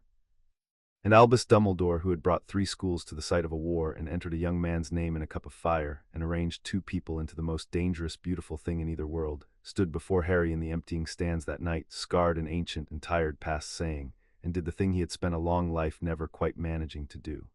I was wrong to do it the way I did it, the old man said, all of it. 3 years ago and 3 months ago, in the night your name came out of the cup, I told myself it was mercy, deciding what you could bear, and it was only ever cowardice in a kinder coat, and you were right to call it that on a balcony in the snow, and you have been right about every part of it since. His blue eyes, behind the half-moon glasses, held no calculation now, none at all. I will spend whatever years I have left being a partner instead of a puppeteer, Harry, because you showed me tonight the thing I had forgotten in all my long cleverness, that the strongest magic in the world is not the kind you arrange. It is the kind that is freely given, and it cannot be schemed into being, only made room for. I made a room and lit a fire and hoped. You did the rest, the 2 of you, with the one currency I never had. And you ended a thing I could not have ended in 100 years of scheming, because the only weapon that could end it was a love made stronger by refusing to be made cruel, and that I could never have arranged. He inclined his silver head low, the bow of an old king to a young one. Thank you, and forgive me when you can, in your own time, with no obligation to do it soon. I forgive you now, Harry said, because he found that he did, and because mere Seraphine had been right that the rest, even the dark, even the old man's long manipulations, was only time. You did a wrong thing for a real reason, and you owned it to my face, which is more than most men ever manage. We're square, Professor. Go and be a partner. There's a great deal left to rebuild, and you're better at the rebuilding than anyone alive when you let people in on it. They went home to the loud table in the end, which was the only ending that had ever really mattered. It was past midnight when Harry and Fleur came up to the war room that had been their council and their courtship both, and found it full. Ron and Hermione, Bill and Molly, Madame Maxime folded enormously into a chair that strained beneath her, Apolline and mere Seraphine by the fire, Crumb with his feet up and a plate balanced on his chest, and a place set, Harry saw, for everyone, even the empty chairs, even the ones still on their long roads home. Molly had made enough food to feed a war. Someone had found champagne, and on the mantel, propped where Fleur would see it the moment she came in, was a letter in a careful hand with 3 spelling mistakes in the address, from an 11-year-old across the water who had made her sister and her sister's chosen one promise to write the moment it was over and tell her the ending themselves. Write to her first, Fleur said, pressing the letter into Harry's hands, her fire warm and whole and her eyes bright in the firelight. Before Z food, before Z champagne, before any of it, you promised Z ending, and a potter does not make a child a liar, and neither does a Delacour. She leaned against him, warm, unafraid, home. Tell her it was a appy crying. She asked me z first week whether it was a appy crying or a sad one, and I could not answer her zen because I did not know. Her hand found his over the letter. I know now. Tell her it was appy. Tell her z fire chose right. Tell her sister is loved, z ordinary human way, by z one person z fire could never fool, and zat z worst thing in z world reached for it and came away was empty ends, and zat we're coming home for z summer, all of us, to a table mammon will pretend is too loud and sit at every night anyway. So Harry sat down at the loud, crowded, improbable table, with the woman her own magic had chosen and he had chosen back warm against his side, and the family they had made bigger talking and arguing and being alive all around them, and he uncapped a quill, and he began to write to a fierce 11-year-old the true ending of the story, which was not the dragon or the lake or the maze or the dark thing unmade in the white fire, but only this. A warm room against the night and a place set for everyone, and a fire freely given and freely returned, and hope and a bigger table, and the long good ordinary work of building a life one quiet brick at a time, in the cold where the fire cannot help on purpose together for no reason at all but that they chose it. Dear Gabrielle, he wrote, while Fleur read over his shoulder and corrected his spelling, and the loud table laughed, and the spring night turned warm and ordinary outside the windows. It was a happy crying. Let me tell you how it ends. Chapter 7 End.